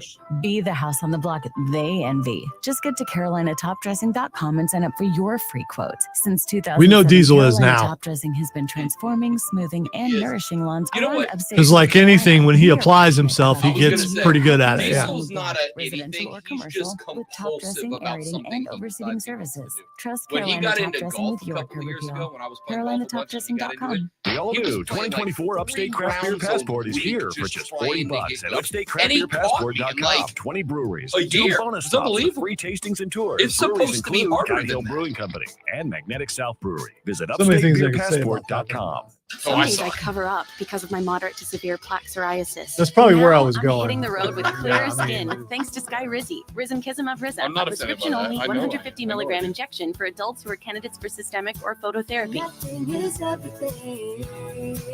With Sky Rizzy, 3 out of 4 people achieved 90% clearer skin at 4 months. And Sky Rizzy is just 4 doses a year after 2 starter doses. Don't use if allergic to Sky Rizzy. Serious allergic reactions and an increased risk of infections or a lower ability to fight them may occur. Before treatment, your doctor should check for infection and tuberculosis. Tell your doctor if you have an infection or symptoms such as fever, sweats, chills, muscle aches, or cough, or if you plan to or recently received a vaccine. Thanks to Sky Rizzy, there's nothing on my skin, and that means everything. Ask your doctor today about Sky Rizzy, the #1 dermatologist prescribed biologic in psoriasis, and visit skyrizzy.com or call 1-866-SKY-RIZZY to learn more. Upstate. WYRD Greenville. WORD Spartanburg. WFBC HD3 Greenville. The official sports voice of You know, there are a lot of anime about sports. I wonder if I could get away with throwing some anime sports stuff on the walls. And who would be the first to take them down? Because I would think you'd be the first to take them down. But yeah. manufactured locally for the Carolinas. This is the Rob Brown Show. Get Rob. Only on The Fan Upstate. Who's your oh, sorry. Yeah. I'm struggling. Yeah. Yeah. That's all I got. That's all I got today. Yeah, I was trying debating on whether I should do it or not because I know your sinuses are messed up, and I thought maybe it might help clear them out. I washed the car yesterday on the way home from the show. Okay, I was going to say, did you hand wash? Because that's probably not a good idea. I'll tell you how lazy I am. I've got the monthly car wash subscription. See, I've been told that I should do that, but I won't do that, and here's the reason why. I washed my car and it's dirty. Like, I washed it on the way here Saturday. Came in for about 45 minutes and then went out to go get some food. It was already covered in pollen here in this parking lot. I washed the car on the way home yesterday. I bought a new car last year. I like my car. I'm very proud of my car. Washed the car yesterday on the way home from work. Left here, went to the grocery store, hit the car wash on the way home, got to the house. And when I park at the Casa de Love, I park on the far side of the driveway. Like, our driveway runs next to our house, and then we've got a big, it's not really dry, like parking area in the back, like a big paved parking area, probably fit 5-6 cars on it. And I park on the back far side because it's the furthest away from the trees and where the pollen originates. And when I went out this morning, it was dark because it's 3:40 in the morning. It was dark. And even in the dark, I could see the yellow on the rig from the pollen that had accumulated yesterday afternoon and overnight. And the big dummy that I am, just to see how much was on it, I kind of ran my fingers across the hood, and just stained yellow. But then, like an idiot, what I didn't do was go right back inside and wash my hands. What I did was just get in the car and come to work. And I think I did enough like rubbing the nose that I just pollinated myself. And it is killing me today. For the record, feel great. Got all the gas in the world, man. I'm good to go. But as Lonzo can attest, those of you watching the stream at Facebook.com/TheFanUpstate, Twitter.com/TheFanUpstate by searching The Fan Upstate or The Rob Brown Show on YouTube and The Rob Brown Show on Twitch. I have had to cut the mic and deploy the tactical cough button like a lot of times this morning. Like a lot of times. Which means the next month and a half of my life is going to suck. It's annual at this point. I'm pretty sure I saw a report the other day that this area is one of the worst in the country. I would be 0% surprised. 0% surprised. Like, at all. All right. I want to go back real quick to that college football playoff plan thing that got kicked around a minute ago. And I got plenty more to get to. I want to get to some Boston Celtics and NBA basketball with the play-in tournaments. I want to power rank the MLB teams. We're going to do that in a little while. Got Rashad Beard coming up here in about 35 minutes to talk Carolina Panther football with us. But I want you to I actually want to read what our colleague, our compatriot in the afternoons, one half of Wire to Wire with Cole Bryson and Diesel said just a moment ago on Twitter about this plan.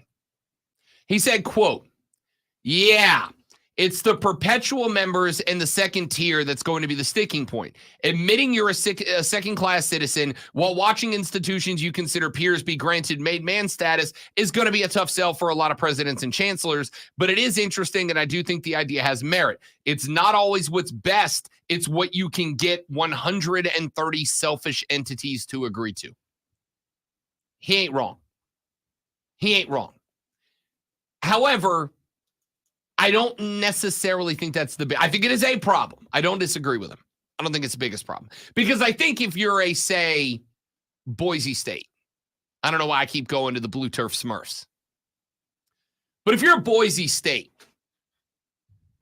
I think it's very realistic that at some point you kind of have to get yourself in a situation where you recognize we're not competing with Bama or Georgia or Clemson or Michigan or Ohio State. We are second tier. One of the most important things that I've learned in this gig is to act like you're first tier, but recognize there's always work to do to get there. I think these smaller schools, if there was any sort of reality,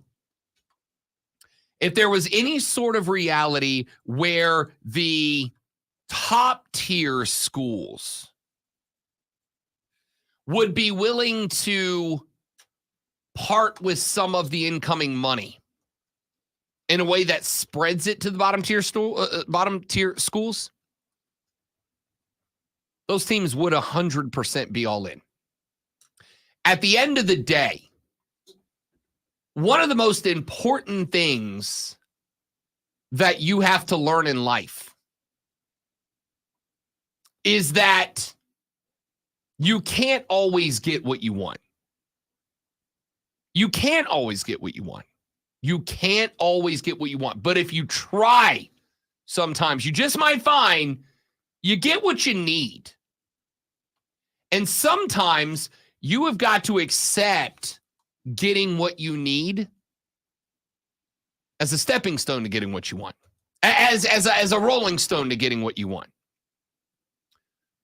And I think that a lot of the small schools would be on board for that. The problem with this plan is not going to be, why would the ACC hear this plan out?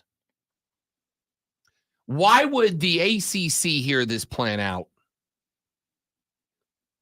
but the Big Ten and the SEC and the Big 12 would say no? It's very simple. Because the ACC is cooked. Does anybody disagree with that? The ACC is cooked. Clemson wants out. Florida State wants out. They've both brought freaking lawsuits to get out. Carolina wants out. Miami wants out. All these schools want out. The ACC is cooked. The Big 12 is not cooked. I think the Big 12 has recognized the reality of their situation, which is, you know what? We ain't going to be the SEC. We ain't going to be the Big 10. And we know we ain't going to be them. But everybody else has got to play somewhere. For as long as they have programs, they got to play somewhere. And they're not going to want to just be a school that gets paid $12 million a year to go get hammered by big conference schools who have double, triple, quadruple the budgets that they do. So we're going to go ahead and establish the footprint of the EEC now. It'll be us. We're not going to try to fight with them. We're not going to try to step up to the SEC and the Big Ten. We're going to be perfectly happy being the second-tier conference, being the next tier down. We're 100% good with that. And they're riding that wagon. The ACC did what it could do to throw haymakers at the SEC and the Big Ten, and it did not work. It didn't work. And now they are watching themselves disintegrate.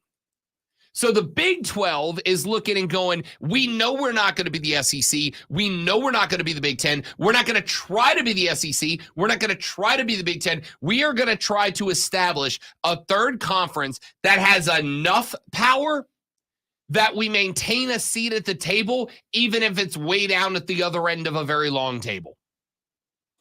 Because right now, the table has two heads. There are two heads to the table. Acknowledge us.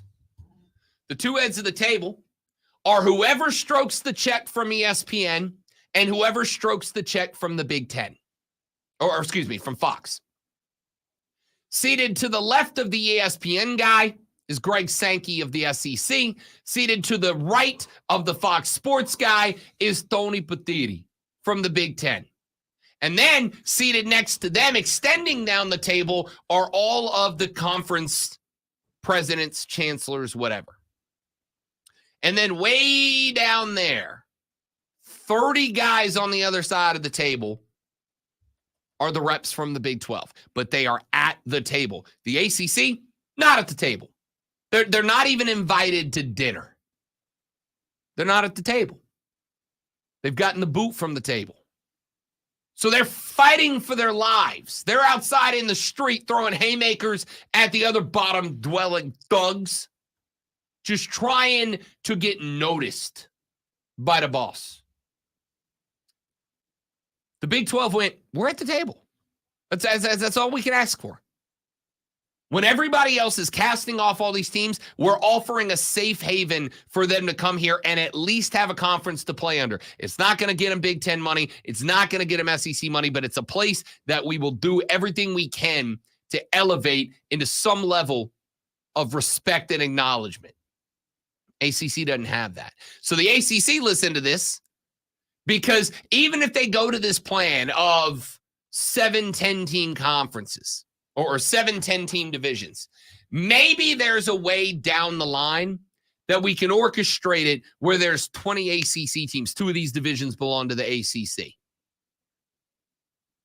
Like 2 belong to the ACC, 2 belong to the Big Ten, 2 to the SEC.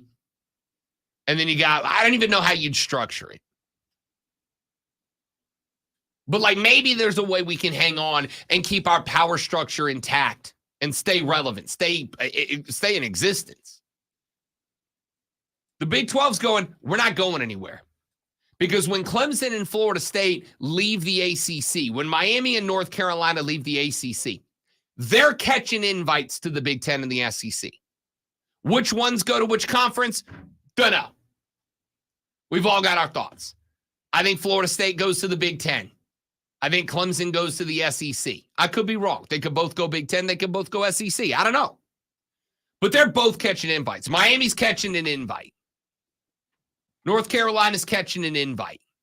You know who's not catching an invite? Pittsburgh, Wake Forest, Syracuse. They're not catching invites to the big dog table. But they got to go somewhere. Because independence is not a reality for anybody that's not Notre Dame. And so because of that, the Big 12 goes, we just got to exist. Because eventually Syracuse and Pittsburgh and all these other schools, they got to have somewhere to go. We're going to be that somewhere.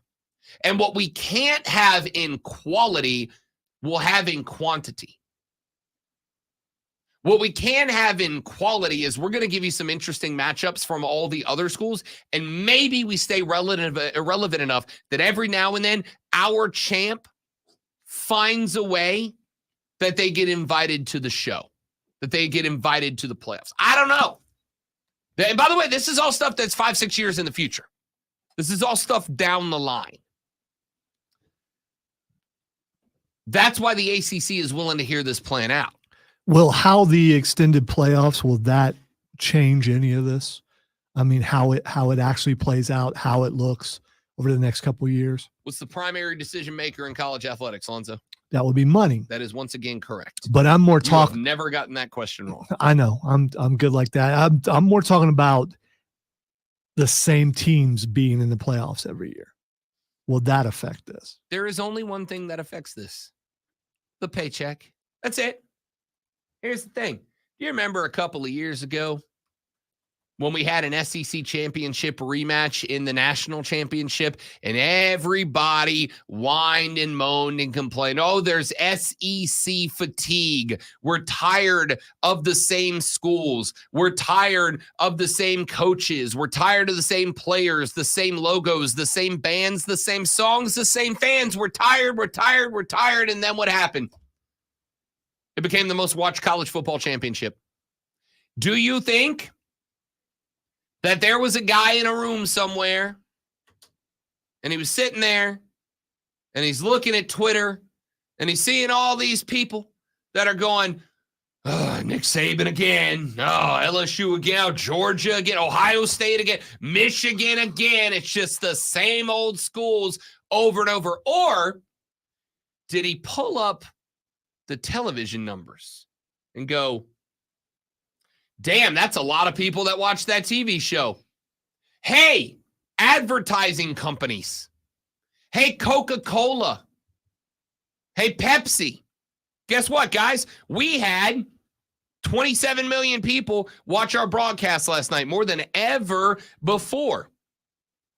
You guys don't want to miss this opportunity, because if your competitor's on that and you're not, they're putting their product in front of 27 million people. And by the way, that number is going to go up. The only thing that impacts any of these decisions is money. The ACC wants more. They see this as a path to get more. The Big 12, the SEC, the Big 10, they do not see this as a way to get more money. And if you can't get more money out of the deal, it's not a good deal. And again, I have never and will never fault anybody for getting the bag. You don't have to like it, but you do have to recognize at this point that while money may not make the world go round, does make it a lot easier to hang out while it's a spinning. I think it was, who was it, Daniel Tosh one time that said money doesn't buy happiness, but it does buy me things that make me happy. Have you ever seen anybody frown on a jet ski? Nope. You haven't. Money doesn't buy happiness, but it does buy a lot of stuff that makes it easier to be happy. And the conferences are no different. That's just, have you ever seen anyone frown on a jet ski? Wow. And you never will. Wow. Jet skis are fun. They're incredible. The depth of that statement is going to haunt me throughout this day. Because it's dumb and silly, but you also go, yeah, it's actually kind of true. Yeah. Right? You've never seen anybody frowning in a lifted Jeep mudding, and you never will, because it's fun. But you got to have money to do it. Unless they get stuck, I guess, maybe. Even then, I've been stuck in some Jeeps. It's fun. You know, get out there, get a little dirty. You've never seen anybody frown while they're skiing down a hill in Aspen. And you never will. I don't know. That one out of all of them. I mean, when there's a tree coming up, it's probably I'm guessing you're probably going to frown. Are you making a Sonny Bono joke right now? Too soon, Lonzo. Might possibly. Too soon. Point here is the conferences are no different than anybody else.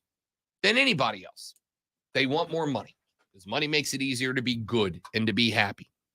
So the college football playoffs expanding, they already haven't stopped conference expansion. There's no reason to believe that they would change anything. At the end of the day, whenever you see a proposal, an idea like this pop up, before you start getting into the weeds, before you start getting into structure, before you get into possible leadership, before you get into scheduling situations, before you start drawing up your map and trying to cut it up into multiple divisions with 10 teams or whatever else the case is going to be, before you do any of that, I want you to ask yourself the question, does this make the decision makers more money? Because if the answer is no, you're wasting your breath. As I pointed out in the last segment, having a conversation about this is like Lonzo and I talking about what color we would paint our Lamborghinis. We can have an awesome conversation about it. Lonzo said he's going sky blue. Because I respect that. It'll make my eyes pop when I roll up in it. I respect all it. black interior, so the blue will stand out. In the lamp. Yeah, I sure. respect that. Mine, solid black.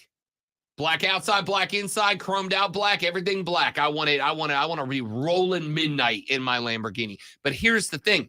As much as we can sit here and have a fun conversation about which colors look best, and I really actually kind of want white, but I want to have to wash my Lambo every day, and black interior makes you look like Batman, and that's awesome. We can have all these conversations, but at the end of the day, we're kind of just wasting our time, because there ain't neither one of us likely to end up rolling around in a Lamborghini anytime soon. So discussing the color palette of said Lamborghini is kind of a fruitless exercise. If you rolled up into if you were at a car show or something and had a chance to sit in a Lamborghini, would you? Because I would not. I've ridden in one. Yeah, well, I'd be afraid that I'd sit wrong or something and scratch the interior or the exterior and be paying for the rest of my life.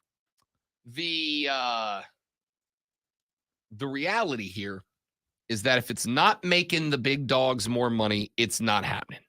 Now, you could end up with something like this from the standpoint of the other 130 schools, where those 130 schools come up with some new governing structure. Everybody's been working under the assumption that the SEC and the Big Ten at some point down the line were going to abandon the NCAA and create their own football league. And to be honest with you, I'm becoming more and more by the day convinced that that is the ultimate reality of the situation.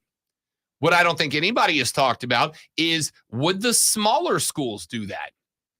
Would the smaller schools, would the schools that are left out of the SEC and the Big Ten, would they eventually go, hey, SEC, hey, Big Ten, screw you guys, we're going to do our own conference. It's going to be 150 teams deep.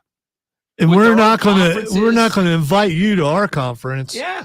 So there. We understand. You know what it's going to be like? It's going to be like the UFL to the NFL. We understand we're a feeder system. We understand we're second tier. We understand the majority of guys who become breakout stars in our league are likely going to be moving up one day. But at the end of the day, we want to have football teams. We want to put on football games. We want to give our fans something to enjoy during football season. So even if the quality is never there, the quantity and the environment is gonna be. Oh, the caller just said you'll never see a motorcycle outside of a psychiatrist. That's it. Bingo. Yeah. I go home, I get on my motorcycle, all is right in the world, and they are expensive.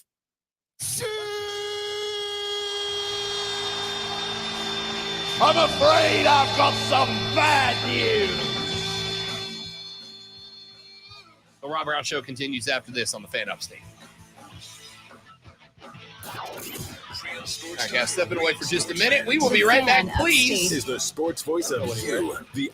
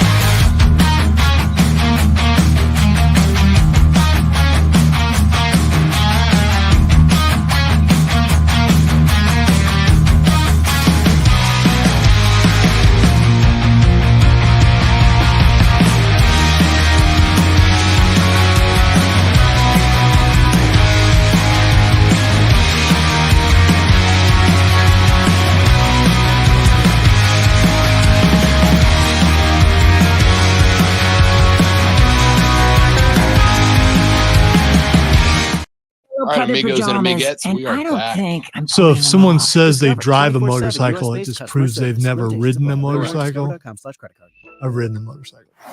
Baseball is back, basketball is heating up, and the NFL Draft is right around the corner. Listen to the latest on the teams you love with the free Odyssey app. The biggest sports radio stations in the country, providing unrivaled local coverage of their teams, all in one place. I always had a dream Exclusive of interviews riding with in a players, sidecar. coaches, and team executives. There ain't no Streaming live sidecar and big always enough for me available now. on demand.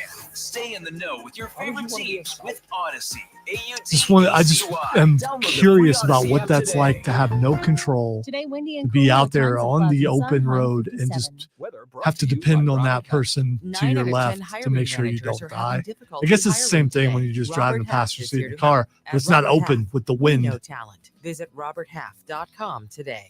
And I want one of those Amelia Earhart hats with the goggles on. If you have the squeal, we have the them. deal. What are Get those all hats four called? brakes You know for what I'm talking? I guess it $239 was aviator hat things. That, 4 locations in the upstate. like what Amelia Earhart wore. And then you throw the goggles on it. What's her name on Beverly Hillbillies? Missed a jaw-dropping moment? No worries. This plain-looking lady. With Yeah, Rewind, you can pretty sure. relive big moments from Rob Brown, Jim Rome, and more. Don't miss a beat. Just hit Rewind with the Odyssey app on the fan. I don't care if it's weird. Talk to Robin Lonzo. Call I mean, 844-FAN-PHONE. That's 844-FANFONE. This is the award-winning Rob Brown Show. Mornings. On the Fan Upstate. All right, texter said, Babu text the show. Said, I'll take that bet. There's no decision on the fight because there are no judges. All right, fine. So no knockout. No knockout. Well, how TKO. do they decide the winner then? So it is an exhibition fight, which is basically just it's an unjudged fight. It's just two guys getting in the ring and boxing, which means knockout or TKO. There's clearly a winner to it. There's no official winner or loser, basically, is how they're judged. But let's be real clear about this. As much as I don't like him, Jake Paul is a hell of a promoter. Okay? He's convinced some of you that he's a real boxer. That's how good of a promoter he is. Mike Tyson ain't no dummy either. Mike Tyson knows how to sell a pay-per-view. This is not a real fight. Never has been, never will be. It's also not a pay-per-view. It is technically a pay-per-view. It's going to be on Netflix. Which you have to pay to view. Yeah. Well, all right, fine. Then everything is pay-per-view. Texter said, let's see, Lonzo might be the worst gambler of all time. I gave him 66% of the possible outcomes. He didn't want it. It's a work somehow. I can't. I'm tired of being worked. I'd rather just sit over here. I'd rather be ridiculed. I can handle the ridicule. That's a daily thing for me anyway. So, I mean, it's, yeah. Even your tone still. Even now, it's a work. Stop looking for a way that you're getting hosed here, bud. I'm giving you the best possible outcome. Definitely getting hosed in some way for sure. Texter said, I felt like a breakaway would be taking the best schools from the old Power 5, but leaving the Power 5 bottom feeders behind. I got to go find the second half of that text because I'm real curious where that went. I really hate that it splits up. But how do you decide that? Is this generationally the bottom feeders? Because that does shift some. It's cyclical, right? It's cyclical. Like Vanderbilt's always going to be a bottom feeder. All right, here it is. Felt like a breakaway will be taking the best schools from the old Power 5, but leaving the Power 5 bottom feeders behind. You increase school payout amount if the Vandy's and Northwesterns aren't getting the same as Bama and Ohio State. That's from Clemson Oculus. Yeah, but I know you threw Northwestern in there, but they've competed for a Big Ten title, like maybe in the last decade. So that's what I'm saying. How do you decide what Vandy? I give you that's Rutgers. I mean, I don't know. And weren't they pretty good last year? Was that Rutgers or was it Maryland? One of those was decent. Maryland was pretty good with Talia Tagovailoa. Yeah, that's who I was thinking of was Maryland. Again, that's a one-off because they got a stud. But that's generally a bottom feeder. Yeah. So how do you make that decision? Where's the cutoff point? Reality is, it doesn't matter. None of this matters. Okay, sorry. Listen. I don't like to rain on the parade. I don't like to be the killer of fun. But none of this matters. Texter said, how is West Virginia, by God, not gotten an invite yet? Because, again, do they add financial stability to the record? Second off, West Virginia is prime Big 12. They're prime Big 12. They're going to be settled right there. Texter said SEC doesn't play soccer. Big Ten doesn't have much as far as baseball. Clemson is good in both. What's the move? That's from Rev Red.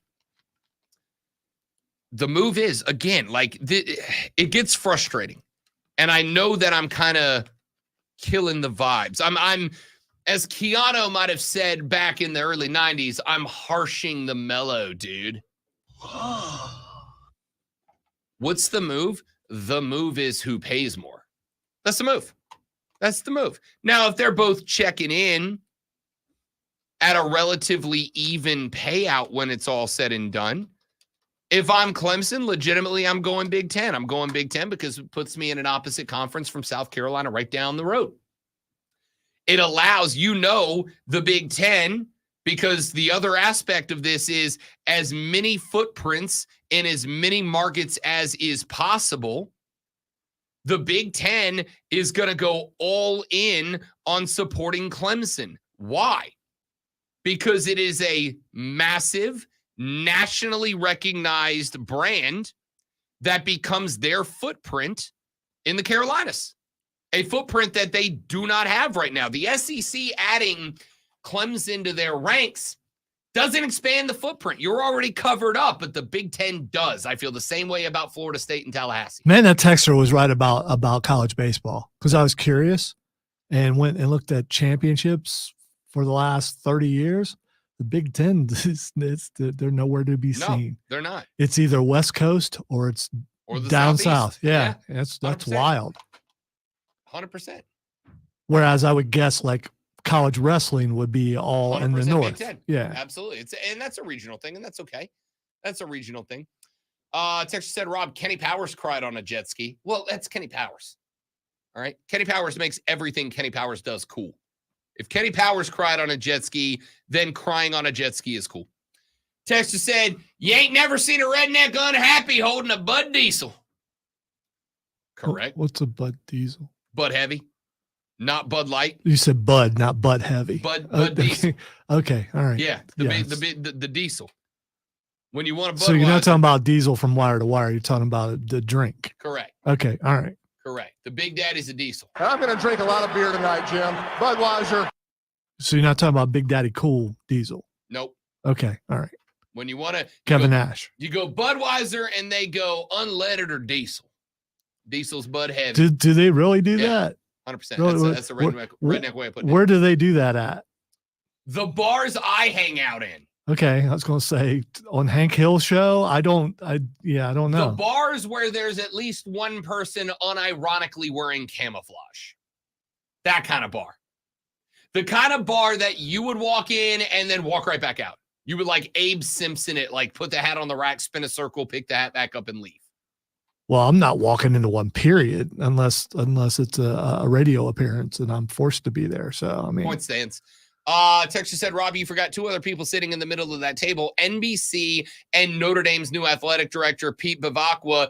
They are power brokers. Deny it all you want, but they're wanted in the middle of the table. ND brings eyes. Well, yes, Texter, and obvious Notre Dame fan. I don't debate or dispute or deny that at all. Did he say Indy brings eyes or just no? ND. Oh, okay. ND, all which right. technically is Indy. Yeah, I mean, they're it for independent. Yeah. Yeah. When this conversation a couple of days ago, and I wondered where this comment came from, because Pete Bavacqua, he took over, I think, Monday, replacing Jack Swarbrick in that role. He came out a couple of days ago and he said, Notre Dame's independence has never been more valuable. And for the record, he's right. He's right. Because NBC is going to be paying Notre Dame a contract that puts their earnings behind, but very close to the payouts that are going to be received by the Big Ten and the SEC schools. So yes, their independence is absolute, because not only are they going to get not quite as much, but similar money to the big schools, probably more than the ACC schools, they also have their own damn television channel, which is massive when it comes to keeping your brand out front. You are absolutely correct, Texter. I would not deny or even debate that with you. You are correct. Texter said, let me get you a Bud there, partner. You want unleaded or diesel? Rob, I love and appreciate the accent. I think I'm going to go pop a beer now. Listen. It's 8:36 in the morning, and don't do that 5 o'clock somewhere, because it can't be right. It's because it's 8:36. It can't be 5 because of 36. As Jimmy Buffett once said, it's 5:36 somewhere. Did he? Is that what he said? Well, it's an Alan Jackson song, but Jimmy Buffett was on it. Was he? Yeah. Okay, I'll take your word for it. Great song. Great song. Yeah. Probably not a good idea to start drinking already this morning. I could pay off my tab, put myself in a cab, and be back to work before 2. It's a banger.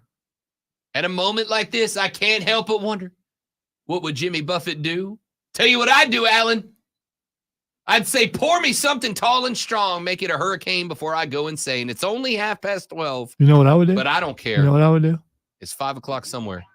I'd go to break. Hey, we should. We got Rashad Beard coming. Yeah, that's what I would do. Texter said, I work from home. I can do whatever the hell I want. It's basically Friday. Go for it, dude. I mean, you know. My man, crack a brewski. Pour one out for the boys. Hell yeah! Have a Steve Weiser. I'm going to drink a lot of beer tonight, Jim. Budweiser. Rashad Beard on the flip side, talking Panther football on the Rob Brown Show in the Fan Upstate. Listen on your phone. Download the Odyssey app get and Rashad search. lined up. We'll be right back. Don't go nowhere.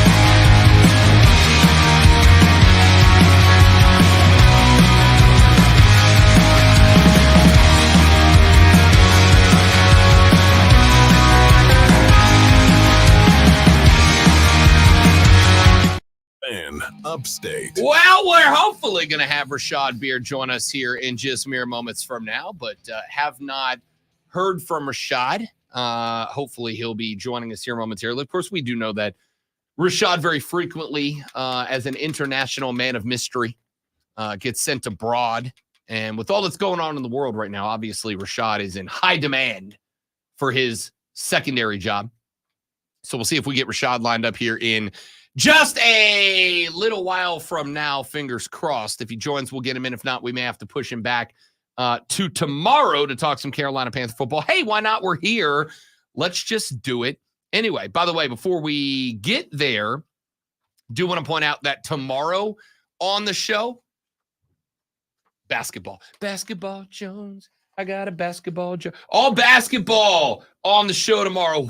Why? Way to go, like 1975 with the basketball Jones. Basketball Jones, ooh, baby. Ooh. There was a remake cover of that song on the Space Jam soundtrack, the OG Space Jam sound, the Jordan Space Jam soundtrack. Jones, a burning love or desire for someone or something. Ooh. It's a banger of a song, too. Tepper said, did Tepper knock off Rashad like hashtag RIP Ray? No, Rashad's just working. He's got a real job. So let's talk some other stuff, shall we? I was scanning the internet the other day, and I was kind of like, all right, what is considered right now the biggest draft need for the Carolina Panthers? Because you added Jadeveon Clowney to the mix. We haven't really spent a ton of time on that. Jadeveon Clowney has begun to openly go out there and recruit Stephon Gilmore to bring him back to Carolina. Spent a season there, said he would have loved to have retired in the Carolinas. Unfortunately, that did just did not work out. And so he ended up departing. Jadeveon trying to bring him back. So you got an edge rusher. Doesn't necessarily mean that you are done getting edge rushers. You're hopefully going to be adding a defensive back to the mix. That can still go. He ain't as good as he once was, but he's as good once as he ever was, said Toby Keith a number of years ago. Could Gilmore be in the mix? What is the Panthers' biggest draft need? And I thought about this a lot. Obviously, Carolina also upgraded the offensive line dramatically, brought in a couple of very successful offensive guards via trade and free agency pickup a couple of weeks ago. So with from today, 3 weeks until the National Football League draft, what's the Panthers' biggest need? I planned on asking Rashad Beard this. Hopefully, like I said, he'll join us. If he doesn't, we'll get him in here tomorrow. But I'll answer for him since he's not here. You know, it's amazing with all the free agent pickups that you actually have to think about. At least I have to think about it a little bit. I don't. It's not just automatic. I'm just going to go with wide receiver. That is the only answer. That's the only answer. I still want an edge rusher. I still want another defensive back, because even if Gilmore joins the fold, the reality is injuries have been a big problem for the defensive backs. Guys like J.C. Horn, if it feels like, missed as much, if more time than they haven't. And that's been a problem. The only answer. I was going to ask who's played more in their respective sports, Zion Williamson or J.C. Horn. Listen, I was just starting to feel real good. You don't need to drag me back down, bud. All right. Well, I didn't want to go back and go like Greg Oden or something. I mean, this is a recent thing. So I hope he gets healthy and stays healthy, because we had such high hopes when he got drafted. I still do. The guy can, but when he is healthy, the guy can play. Yeah, but the problem is at that position, if depending on what the injury is, it's going to start slowing you down, and we'll never see what he could have been. That is also a big thing, which is why on the list of draft needs, here are my top 5 positions. You ready? Position 5, edge rusher. Position 4, defensive back. Position 3, wide receiver. Position 2, wide receiver. Position 1, wide receiver. That's my top 5 needs right now. I have to think that round 2, pick number 1, number 33 overall, you are going wide receiver. And we've talked about this a lot. This is a very good class for wide receivers. There's going to be, I think, at least one guy available at 33 that in most years is off the board by 22. And I don't know if it's going to be, like I said, a Troy Franklin from Oregon or somebody in that mix, but there is going to be a wide receiver available for Carolina at 33 that's not available any other year at that spot. And I'm going to go ahead and mentally prepare, because when draft day rolls about, 3 weeks from tomorrow, when round 2 gets under, or was it 3 weeks from today when round 2 gets underway, and the Carolina Panthers are announced as being on the clock, there's going to be a pick of a wide receiver. And Carolina's going to go look, and there's going to be, 3-4 guys that they probably have up on their draft board. They've got to make a decision as to who's going to be the right guy for that spot. And you're going to get a talking head on television who is going to say, I really like this guy, but you've got to worry. Why did he drop here? It happens every year, right? You get a big name guy that's expected to go early, and they drop down the board. And then you get the cacophony of talking heads who go, I really like this guy. I think he's got a lot of upside, or he's got a motor, or he's got grit, or he's got ball skills, or whatever wordage they use in that spot. But he eats his pizza with a fork. Now, we have that on good authority. He eats his pizza with a fork. Now, that's going to make him drop, according to our experts. Back in the day, he didn't used to eat pizza with a fork. He picked up this habit when he was in college. Coaches have tried to break him of it, and that and his hips aren't wide open enough. His hips aren't wide enough. Beautiful, beautiful analysis. Also, food hot take. Pizza with a fork is fine for the first slice if it's fresh out of the oven. Or if you're European, which we found out. Is that a European thing? It's an Irish thing, as we've found out, as we watched someone. That must be why I'm okay with it. Someone from Ireland starting to eat his pizza with the fork, and we stared disapprovingly of it. And then we ask about that, and it's like, yeah, that's what. Got to believe it's true. That must be why I'm okay with it. It's the Irish blood in me. I think it's the kind of pizza. It depends on the kind of pizza. It depends on nothing more than the temperature of the pizza. Now, that is the distinguishing characteristic. If it's thin crust, I don't think you can use a fork. I think thin crust cools faster, and so you don't have to worry about that. Okay, that's determined by the temperature. But of the pizza. if you're going deep dish and a fork, I'm okay with it, because it's basically a pizza casserole. If you're going deep dish, may I make a suggestion? Get rid of it and get a real pizza. Oh, I agree. Right? I mean, but sometimes you're at a place and that's what they give you. So I was on BetQL a couple of weeks ago with one of the guys out of Chicago doing like a little fill-in spot. And somehow this came up, and I said to a Chicago guy on the Chicago-based network, while on 670 The Score in Chicago, that deep dish pizza isn't pizza, it's casserole. And I need people from Chicago to start pimping it, or to stop pimping it like it's in the upper echelon of pizzas, because it is behind New York pizza. It is behind Detroit pizza. It is behind California Pizza Kitchen. And I genuinely think I may never be welcome in the city of Chicago. And I'm okay with that. I was going to say, you should be, unless you're planning a trip anytime soon. I wouldn't worry about it. I really want to go to Chicago. I've heard it's very nice. Anyway, the point here is pizza with a fork and knife is fine when it is fresh out of the oven and piping hot. When it is fresh out and piping hot. Once it cools off, once it is no longer the temperature of the surface of the freaking sun, then you pick it up and you fold it in half and you eat it like a person. All right? Now, back to the draft stuff. Somebody's going to fall. Somebody's going to be a 3, and they're going to go, I really like this guy. I really like his whatever. If it's a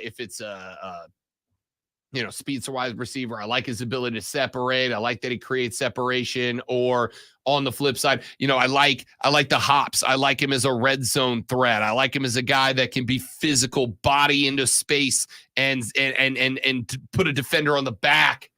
So whatever the case might be. I like that about him, but why did he fall? Why did he fall? Why is he here? He shouldn't be available here. I didn't think he was going to. What did the teams know? What did the teams see to let this guy get to this spot? The answer in this case is going to be, it's just a deep class. It's just a deep class.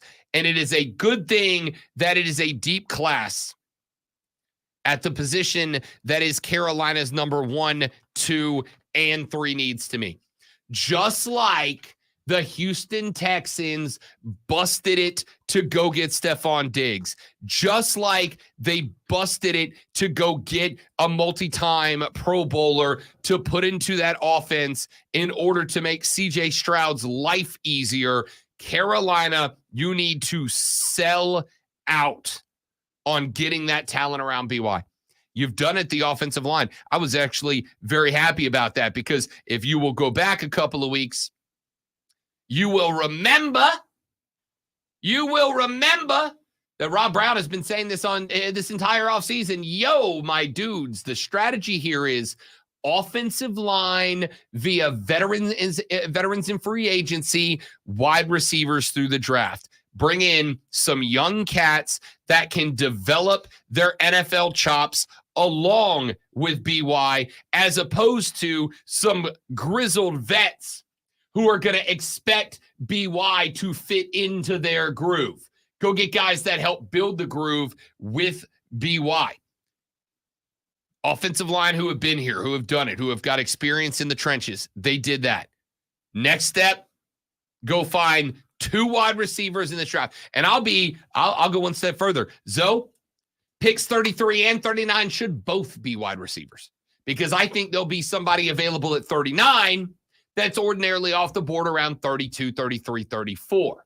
There's going to be somebody available because, again... Or can you take those 2 picks and somehow get yourself back into the first round, like at the end? You can, but I really don't know. Listen, there's Marvin Harrison Jr., there's Malik Neighbors.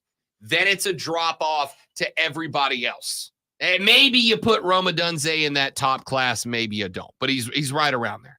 But I think once you get to the guys that are going to be available at 33, 39, I think those guys are likely the guys that were going to be there anyway. Because once you get to around 22, I kind of feel like you have a drop-off of teams that need a wide receiver, although you did just add the Buffalo Bills to the mix. The Bills now have to go wide receiver too. That's one more team you got to be concerned about. So it's a maybe. Here's what I'll say, Zoe. I'm hanging out on draft day. If I see a run of wide receivers, right? If they get to 17, 18, and all of a sudden 2 or 3 of those 4 or 5 guys, bang, bang, bang, come off the board, then I'm on the phone. Hey, 33 and 39 if you get me up to 22. And I'll take the run there. But if not, I'm going to hang out and I'm going to get 2 guys for the price of 1 if I can. Back after this, ladies and gentlemen, it is WrestleMania week, brother. So when we come back, we talk some pro wrestling. We got to look at the card, give you a preview, give your thoughts. If you don't like wrestling, I don't know what to tell you. It's the biggest spectacle of them all. The second biggest spectacle is when Lonzo does a sports flash. Yeah. Yeah. All right, that counts because I didn't turn my microphone on, which made it a spectacle to the surprise of very few, maybe nobody. South Carolina's head coach, Dawn Staley, was named the 2024 Naismith Coach of the Year, the 4th time she's brought home that trophy. Staley led the Gamecocks to a 3rd straight overall number 1 seed in the tournament, a 2nd consecutive undefeated regular season, and a Final Four for the 4th straight season. The life of second-year Texans quarterback C.J. Stroud just got easier as the Buffalo Bills have sent Stephon Diggs, a multiple-time Pro Bowler, to Houston, along with a 5th and 6th round pick in return for a second-rounder. Diggs joins reigning NFL Rookie of the Year, C.J. Stroud. The Texans going to be good next year. Speaking of good, tune in this afternoon from 3 to 7 for a brand new local show, Wire to Wire. Cole, Bryson, and Diesel get you up to date on all the latest local and national sports, Wire to Wire. Up to the minute, upstate traffic. We're looking at the Cordell and Cordell Gem Cams, and an accident has been reported southbound 85, just past 185. Traffic is slowing, but it looks like it's affecting the left lane, so move to the right. Northbound 85 is now stacking up. You'll start hitting your brakes at mile marker 55, and it'll be slow going for about 3 miles with an average speed of less than 25. From the News Talk 98.9 WORD Traffic Center, I'm Bill Brooks on the Fan Upstate. The future of medicine is here at QC Kinetics. Hey, it's Charlie James. QC Kinetics is the nation's leader in the most exciting revolution in pain management we've seen in decades, regenerative medicine. If your joint pain is keeping you from doing what you love, you need to call QC Kinetics now. Surgery, steroids, drugs, these are no longer your best options. Regenerative medicine at QC Kinetics is transforming lives with innovative treatments that deliver lasting results, using your body's own power to repair and restore damaged joint tissue. QC Kinetics is under the leadership of National Medical Director Dr. Mitchell Scheinkup. Dr. Scheinkup is a pioneer in this field with 20 years of clinical work, tons of research, teaching, and publishing, and he wants you to get relief with a needle, not a knife. Call QC Kinetics now to learn more about some exciting options. This is a revolutionary approach that can get you long-term relief with no downtime. Call QC Kinetics for a free consultation, 864-448-3772 in Greenville and in Asheville, 864-448-3772, 864-448-3772. At Ingalls, we're proud to work with hundreds of local farms and businesses in the communities we call home. Not only does it ensure that you get top quality fresh items for your family table, it's a way for us to support the amazing individuals who pour their heart and soul into delivering the very best they can do. Quality, freshness, community, it's all in the bag. Ingalls, low prices, love the savings. The TTI Tool Sale is back. Top brands at huge savings on power tools, floor care products, and outdoor power equipment. Friday 9 to 6 and Saturday 9 till the tools are gone. Exit 27 Anderson at the intersection of Ryobi and Highway 81. Credit card only. No cash. We ain't got no daggum tools no more. When people have a craving to explore new and traditional Asian cuisines, they head to P.F. Chang's, where scratch-made dishes come from the 2,000-year-old tradition of wok cooking. P.F. Chang's wanted to explore new possibilities for their website. They turned to AmericanEagle.com. Got a good feeling about Nerf all this time. P.F. Chang's website, actually lose with multiple so many third-party picks. systems to create I got a good feeling about experience. The results? Improved page speed We and better performance, find out. personalized content based on users' location, intuitive doing online NXT ordering, an and increase in WrestleMania? organic search visibility, and a 40% increase in new users. I mean, we For could do scratch-made Asian NXT cuisine, off the visit air your local if you P.F. want, like on Chang's the or go to stream. pfchangs.com for Is there website design, one, development, digital marketing, and hosting that produce efficiency, revenue, and 5 results. NXT Visit matches, so it's not really that AmericanEagle.com. P.F. Chang's and AmericanEagle.com. Another As opposed example of the to- best opposed to, businesses like, in the world. 35 Turning to the WrestleMania best in the business for websites. There's not Go really to 35. AmericanEagle.com or call 877-WEB-NOW1. That's 877 There's actually 12. With 64 games. And who in knows, the maybe books, they add something UConn, else. Purdue, Now that they moved the Andre the Giant Battle Royale to Fridays, they moved it to SmackDown and doing it SmackDown on SmackDown again this year. Why though? I don't Tune know. in this Saturday to hear Westwood One's That could exclusive be coverage of such a the cool NCAA thing. Final It Four. was, Starting too. Friday I was at afternoon the at first 4. Right here on your home for the Final Four and the I national think because they have so championship much game. going on, they're trying to The do something Fan special each day. Well, I think you're being creative with damn WORD Spartanburg. The official sports voice of Yeah, but they're doing that different pre-show this year, starting Friday. Yeah, you get Big E and McAfee and all those guys. Yeah. I want your heart. I want to eat your children. I'd like to take this chance to apologize to absolutely nobody. The double champ does what the he wants. I'm a bad man. Yes, you heard it right. It is WrestleMania time. That's why we are starting out this hour with some wrestling talk and other stuff that we get to. If you don't think WrestleMania is big, if you don't think wrestling is back, then you just don't pay attention to social media, TV, radio, or anything like that. And if you're one of those guys, you might as well just move to Michigan. That's all I got to say. Might as well just do that. I mean, because, I'm pretty sure Michigan is wrestling country too, though. Yeah, you're going to find out when you get to Michigan. Yeah, they're pretty much down with this too, including, And if you're not down with this, yeah, well, now you're forcing me to. That's what's missing. So a couple cuts on my screen were missing, and I couldn't figure out what was gone, and that's what's missing.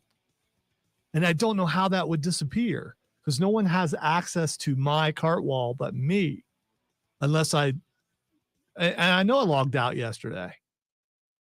I'm going to tell you. Weird. I kept looking at that corner and going, what is missing? And now you said that's what's missing. Anyway, Fight Club time. I'm not accusing you. Good thing, because I didn't do it. I think it may be some anomaly or something, because the top 3 of my things are gone, and that's one of them, and I don't know what the other 2 were. So I'll have to figure that out, because I know I didn't delete them. Yeah, well, we'll get it. We'll figure it out. I'll get it back. Let's get to these cards. I want to talk wrestling so bad. Yeah, so do I. And I would have loved to play that cup, but it disappeared. I can't blame anybody, though, because we have individual logins. All right, so much going on as far as WWE is concerned. AEW got to put to the side a little bit because I'm okay with that. Even as an AEW guy, I'm okay with it's WrestleMania. All right, these picks are for Nerf Wall, and there are a ton of them, so maybe. All right, real quick, for those of you that don't know what that means, because I've realized we haven't talked about it. I was going to explain, but you can do it. I mean, Lonzo hosts the nerd pop culture show of choice for all of the most prestigious dorks around the upstate, myself included, called Upstate Pulse, which takes place on our sister station, WORD, every Saturday from 7 to 9 p.m. And whenever pay-per-views roll around, we predict the cards. Myself, I go in there, but Lonzo, Matthew, T2, whoever else is going to be, Odie, whoever else is going to be on the show, whoever gets the fewest wins has to stand with their back against the wall and have everyone else on the show unload into them with any type of Nerf gun they wish to spend money on for, 30 seconds? 15 seconds? It's 30 seconds. 30 seconds, which is fine until Zoe rolls up and Rob Young from Borderlands rolls up with freaking Gatling guns, and you just got to take it. It's not fun. It's become. I mean, I don't know because I've never. But you've got to. You've had the opportunity to shoot other people on the wall. So I mean, so you've seen the devastation. You just haven't felt the pain. I didn't want to do it the first time because I felt real bad. It was Matthew. I don't think you've never. I don't think you. T2? It's probably Tim. Yeah, it's Maybe probably T2. Tim. Yeah. First time I felt real bad about it. I didn't want to do it. Lonzo's like, nope, you got to do it. That's the rules. And then about 8 seconds in, I'm like, it's fun. Yeah. It's actually kind of awesome. Yeah, it is. It's also a Christmas tradition. So, I mean, there's just so many things that go with it. But really what it came down to is when we first started doing the show, we had 3 wrestling fans on there and one who was not. And much like the NCAA tournament that's going on right now, I hypothesized that the other person, who just happened to be Chris Evans, who you see on the show every once in a while, who knows nothing about wrestling, could do just as well as all the guys who know wrestling and will overthink it. And Chris didn't face the wall very much. It was all of us who overthink. Well, I'm just here to tell you that I am the Bill Goldberg of the Nerf wall. He is. He's going to lose eventually. All right, let's get to some matchups that were just added. I got to get the guys to pick later on. Bobby Lashley and the Street Profits had so much promise when it first started. It looked like this was going to be a pretty decent faction. And I think they've hurt the Street Profits more so than they've helped Bobby, going up against another faction that has promise, but they haven't done a lot with, because there's just so much going on everywhere else. I think that's part of it. In the Final Testament, who you got, Bobby and the Street Profits or the Final Testament? I have gone back and forth on this one a lot. This is if I recall correctly, they're doing this street fight style, right? This is just all things go. I believe so. I think that this is all things go. I'm going to go with Bobby Lashley and the Street Profits. And I'm going to go with Lashley and the Street Profits because, as you pointed out, you had AOP show back up kind of unexpectedly and back carrying Cross, but then it's just been kind of like this random thing. Karrion Kross jumped, obviously, Bobby Lashley the other day in the backstage. He came out. They beat him down again in the ring. That's all well and good. Like, there's just not a lot to this. And you are correct. When the Street Profits joined up with Bobby Lashley, they were iconically over. And then they've just kind of been like, why would you agree to be Bobby Lashley's henchman? But then they still come out with the solo cups and the spin arounds and all that. It's like, if you were going to join that guy, you should go suit and tie, business only approach. And they haven't. I think they need to kind of kickstart that back up. So I'm going to go with the Pride wins.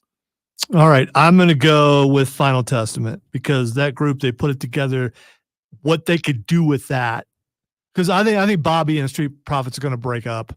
What they can do with Final Testament is they can go up against some other factions like Judgment Day and maybe the Bloodline if it still exists after this weekend. All right. The next matchup is Rey Mysterio and Dragon Lee versus Santos and Dominic Mysterio. Speaking of Dominic Mysterio, are we seeing the last days of him in Judgment Day? Is Dominic about to start his own faction or become a part of Legado El Fantasma? I think when the Judgment Day blows up, Dom's got to be a part of it. Part of the reason they are over as much as they are is because of how organically hot Dom Mysterio has been. So now, could the reason for the blow up of the Judgment Day because Dom moves over? The other aspect of this is if you move him over to Legado, what ends up happening to Santos Escobar, who is a guy that you, to me, have done a great job of building up. So maybe if you do, here's the problem I have. Why do we keep telling the exact same story with every Latin American based faction, right? Every time we have a lucha themed faction, it's always one guy has to take over and it's just the same rotation. I don't want to tell that story. I also found it very interesting that Ray went with Dragon Lee when Carlito was right there. And I don't know if you saw it, but Carlito kind of gave the expression of like, yo, what, like, why not me? I think you get a Carlito turn here. I'm going to go bad guys. Escobar and Dom win this match. I'm also going to go with Santos and Dom because I think Judgment Day is going to have some ups and downs in this entire thing. So I am going with them also. All right, the next matchup is the super team of Bianca Belair, Naomi, and Jade Cargill going up against Damage Control. Don't need to waste our time. They're not having Jade Cargill lose her first match at Mania. The good guys win. Agreed. And Jade Cargill looks good, but we already knew that. So, I mean, she didn't go downhill since going to WWE. Now the question is, she hasn't done anything. Right. Well, I'm just talking about, I'm talking about body wise. She still looks incredible. Yeah. She looks like a machine. She looks fan-damn-tastic. She looked great in AEW. The problem was then they put her in matches, and the more they put her in with quality opponents, the more it stood out that she was green. Not bad, green, young, youthful, did not have the experience. She has been training with the best for the last, 6 months now. I think she's going to look great. And like I said, they're not going to have her eat an L. And if you're not down with that, we got 2 words for you. Hello, ladies. I found it and I had to make sure that it still worked. So yeah, I have no idea how that disappeared. All right, now let's move on to Uso versus Uso, Jimmy versus Jay. And I mean, I want to go with Jay in this, and I don't know. I really don't know. Are the Bloodline going to get involved in this match? Because Jimmy has just been like cast aside. He's the comedy. He's he's here. We just tolerate him kind of thing. Are they going to help him at all? I'm going to go with Jay to win here. Yep. I'm going to go with Jay. I love Jay. I honestly like what Jimmy's doing. I think it's kind of this interesting spot of being conflicted because you can tell he still wants to be an oos, right? He still wants to have fun and yeet, and then he's getting told no yeet. And it's just, you can kind of see that conflict there. I also think, and we'll talk about it when we get to the main event. I think there is an angle to this, a family angle to this that comes into play in this match. I think there is, you're going to get some interference here, but you got to keep Jay connected for what I think happens in the main event. And for that, he's got to go over. I'm going Jay. All right. Speaking of scenarios that keep happening, people keep showing up at AJ Styles' house. I mean, that's just, they just keep, maybe move, don't give out your address, something, AJ, but other guys keep showing up at his house. LA Knight versus AJ Styles. LA Knight, I still maintain, and a lot of other people have also, that he shouldn't have been in the main event as soon as he was, because then the drop off. But then you start building this thing with AJ, and you need AJ at WrestleMania. You do. And I like AJ as a heel more than I do as a babyface. This potentially could be a pretty good match, but it's just going to be a brawl. And I got to go with AJ here. Well, I'll go ahead and chalk one more point up over the rest of the card because LA Knight's winning this thing. Here's what you bumped into with LA Knight. You ended up having a guy showing up, and it doesn't matter how you feel about him. The guy was white hot over. And then you throw him in there to a main event picture that you should not have done so, because there was no path that he wins anything without tearing apart a story you've been telling for 3 years. So you took a dude that was super white hot over and you fed him to the wolves, which kind of killed it off just a little bit. This is a way to make LA Knight kind of the biggest thing in the mid-card picture and have him ready to pull the trigger on a title run sometime down the line. LA Knight's going over with a clean win here. I will tell you, out of all the people who have picked, which included Rob Young picking in this whole thing and the other guys and everything, I'm the only one who went with AJ Styles. Wow. So you're not on the island you think you are. I am on an island. That's fine. I haven't been on the wall in a while anyway. Undisputed WWE Universal Championship.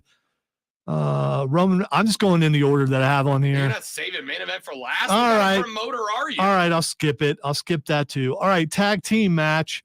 Nope, I skipped that too. All right, 6-pack ladder match, which is also tag team for the undisputed WWE Tag Team Championship. The Judgment Day and DIY and New Day and the Awesome Truth and Grayson Waller and Austin Theory and the New Catch Republic. There we go. Do you remember all the things I said? Do you? It doesn't matter who's in this match. There is only one winner. Ladies and gentlemen, I want you to know I'm picking this just because of this thing. Every time we have a wrestler on this show, they go on to have a run. The Rob Brown Show bump is real. Your winner and new World Tag Team Champion. What's up? What's up, man? The Awesome Truth. LA Knight. R-Truth, since he came on this show, before it, but since he came on the show, has had a beyond resurgence. He is the most entertaining aspect of this show, that show, every show. My dog, my homie, friend of the show, R-Truth, is going to drag The Miz to a tag team championship run. The Awesome Truth goes over. All right. I'm also taking Awesome Truth, and so did just about everybody except for Odie. So, yeah. All right. United States Championship, Logan Paul, your boy, versus Randy Orton versus Kevin Owens. I will tell you on Upstate Pulse, it's scattered. Everybody seemed to be picking somebody different. I am doing the unthinkable and sticking with Logan Paul to retain his championship. So am I. Hate it. Makes me sick. Makes me sick to my gut. The reason you put Owens and Orton in this match together, after they've been buddy-buddy for a while now, but also have these couple of moments where they've had the standoffs, is so that those two can take each other out. You start a feud that seems really compelling on the surface. and you allow the social media megastar with millions and millions of followers to keep promoting your brand on his pod, on his YouTube channel, and everywhere else. As much as I hate it, this is a branding decision. Logan Paul retains. It isn't like he hasn't lost before because he lost to Roman Reigns. So, I mean, he has lost but that's before. Roman Reigns. That's not right, because everyone loses. That's to not Roman dropping Reigns. one to a mid-carder somewhere. That's losing to the big dog, to the head of the table. Neither one of these, as big as Randy has gotten since his return, as I think Kevin Owens is my favorite wrestler in wrestling. That's not our truth right now. Those two guys got added when they announced it, did it feel so like random and out of place? Like, why are we doing this here? The answer is so those two guys can take each other out, start a feud, and Logan gets to keep putting the belt on YouTube. All right, absolutely. Let's are we going to do one more before we go to break? Or it's your show, bud. All right, let's do one more before we go to break. It's our show, Rob. WWE Intercontinental Championship between our guy, the guy that's sitting right over there, the ring general. I can't do it. Neither can you. You could try. We can't because we just can't do it. The general of the ring, Gunther, going up against. Pretty sure you can just say ring general. Yeah. Well, anyway, I just want to make it as nerdy as possible since I can't say it the way Ludwig does or whatever his name is. Gunther versus Sami Zayn. Sami Zayn, who put together that awesome Eye of the Tiger type montage, getting his training together, and then Gunther beat both of them up. And Gunther's going to win this. Nobody's perfect, but I am very, very close. I agree. This is one of the ones that I'm very conflicted with because you could give Sami Zayn a very cool moment. You could give him a WrestleMania moment, one that he has, frankly, in my opinion, deserved. You have two options here. Either option A, you put the belt on Sami, and then you have Chad go, I trained you. I helped you get here. Give me a shot. Or you don't. You have Chad Gable turn heel. I don't see why you do that. I think the real answer is you have Gunther win. I think you do it with interference so that Sami doesn't look like a chump. You have Gunther retain because keep in mind, they're doing a show in Berlin later on this year. He is the greatest intercontinental champion of all time. You want him strapped on that show when he goes close to home, as he is Austrian right next door. Unless he's going to be facing one of the main champions for a main championship at that point. Yes, but I don't see it. Not yet. I am going to go with Gunther retains. All right. During the break, we're going to go to break exclusively on stream, Facebook, YouTube, Twitch, and X. We will pick NXT. So make sure you jump over there if you're not already over there. Yeah, and we're probably talking more wrestling when we come back too. We got more. Yeah, because we haven't finished. You said it was two segments. So 100%. We're not even, we're close to being done, but we got some main things to get to. Our WrestleMania preview continues when we return on the Rob Brown Show and the Fan Upstate. 97.7 FM Greenville, 97.1 FM Spartanburg, And on the Odyssey app. Upstate. All right, NXT, Stand and Deliver. From the News Talk 98.9 NXT Championship, Ilya Dragunov versus Tony D'Angelo. The Fan Upstate. You know who I want to win. Develops today, You know who I want to win. Partly cloudy skies. Screw it, I'm picking him. Tony D. The family gets gold. Saturday, sunny 64. By the way, just about everybody picked Tony I like D. Ilya Dragunov Except for a Odie. lot. Man, Odie's going to either be right or he's Either definitely in the he's wall. owning the wall or he's on it. I like Ilya Dragunov a lot, but I just think you kind of run out of him being able to do new stuff that makes him entertaining. Whereas if I get a weekly vignette of Tony D in his restaurant, I'm subscribed. Did you see the last one? Yeah. On one hand, at the warehouse? Yeah. And Clemson. I enjoyed it. Yeah, that was intense. To be able to make another all right, next year. Women's Championship, Lyra Valkyria versus Roxanne Perez. Roxanne Perez gets on my nerves. Is he a prodigy of what? She went to Booker T school.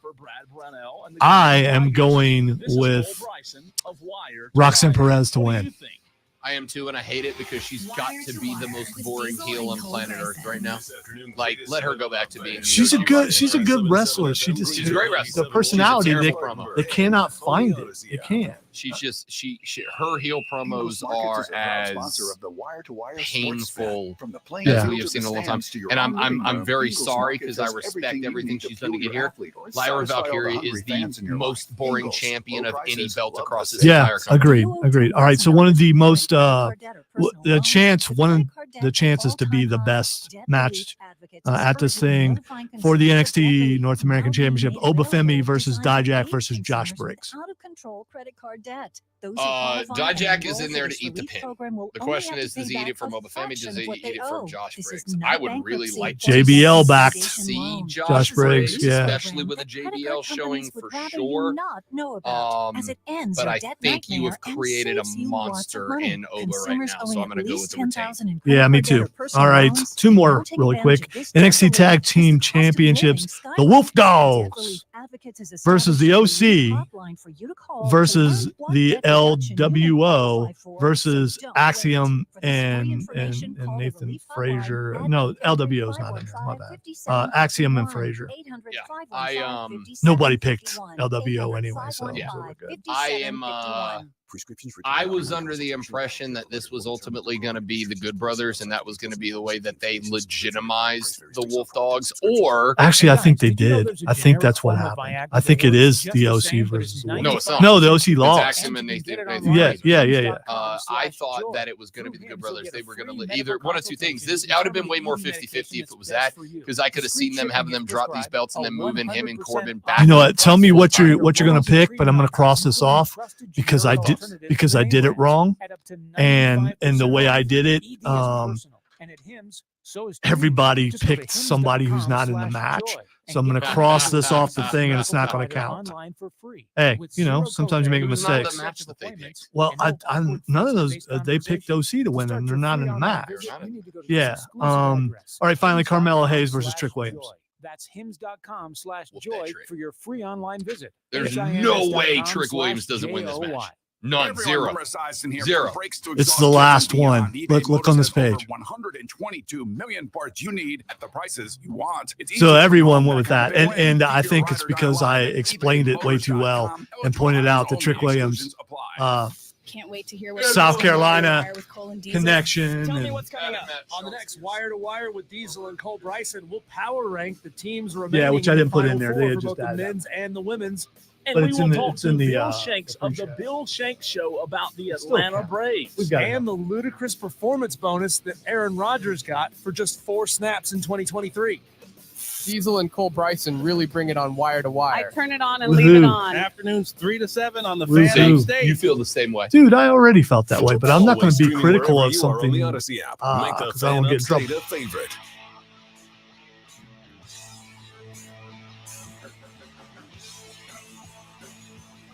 All right, we're smack dab in the middle of the Fight Club here on Rob Brown Show, WrestleMania edition.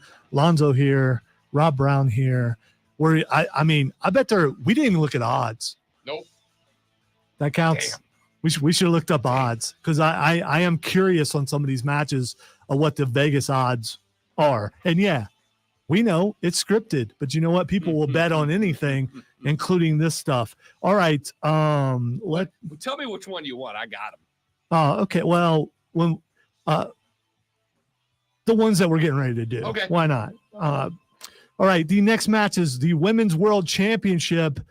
Rhea Ripley, who is Rob's mommy or something, versus Becky Lynch, who's Rob's man. So the man. Yeah. So I'm not even ashamed by any of those sentences. What are the Vegas odds? The Vegas odds as they stand right now: Rhea Ripley -500, Becky Lynch 3-1 underdog in this one. Who does Rob Brown have in this match? I mean, this is like a dream match for you, right? These are your 2 top women, right?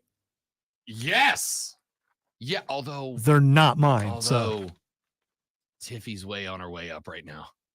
Tiffany Stratton's good. Not involved in WrestleMania, as far as I know. Yeah, as far as I know. I will not be shocked if she comes out and has a confrontation with my winner and still Women's world champion, Rhea Ripley. You cannot take the strap off Rhea right now, especially if you are going to start the Judgment Day breakup angle. You've got to have some of them on top and some of them in the dumps to justify it. There is nobody hotter, and I mean that both ways in the company Mommy than Rhea is Ripley. always on top. I see what you did there. I get that. Whether intentional or not, I'm going with Becky Lynch. I had to pick someone here. But Odie also went with Becky, which has me really which has me because of yeah. I mean, it makes sense. I don't blame him. He's like, is she fake Irish? It's like, no, dude, she's from Ireland. Yeah. Look it up, and he looked it up, and although she is a U.S. citizen now, she is recently, like this week or like something. 2 weeks ago, yeah, or a week ago. All right, sticking with the women, WWE Women's Championship match, Io Sky, also known as Leo Sky, versus Bayley. Man, Bayley's got to get this. She does. Yep. She absolutely is going to get this. I guess there are scenarios where she wouldn't, but I'm going with Bayley. Yep. There's no way this story doesn't involve what Bayley. What does Vegas say, Rob? The exact same thing. They have Bayley listed as a -700 favorite in this one. Wow, that's pretty good. The closest match on the card, as the odds go, the closest match on the card is Lashley and the Street Profits are -2 to 1. They're -200. Final Testament +150, and Jay and Jimmy. Jay is a -250 to Jimmy's +170. Gunther's -300 to Sami Zayn's +200. Everything else is further apart than those. Speaking of everything else, there's 3 matches left to get to, and they all have great significance, and they all have something to do with each other. Let's start with the main event on Saturday night, the tag team match that everyone wants to see. Woo! Yeah, that was excitement there. The final boss, The Rock. It's a good name, man. It really is. It's a good. I love it. But you know what it does? It really upstages the tribal chief. That's the point. Yeah, I know. I know. I've gotten into so many fights on Twitter over the last 2 weeks because they're like, "Oh, Roman's out here upstage, or Rock's out here upstage Roman." It's like, do you not get the point? That is literally the subplot of this whole thing. Okay, so Rock and Roman versus Cody and Rock and Roman. Yeah, well, Rock and Roman. Yeah. Tweedly. Cody Rhodes and Seth Rollins. You and I have discussed this off the air. I think all the things Rock promised to do with the belt and Cody's blood and all that kind of stuff, he's already done that. And that makes me think that they're going to lose come Saturday. And I see one that no, we didn't miss that. Can I do that? No, I cannot. I've already picked on Saturday, and I picked Roman Reigns and The Rock to win.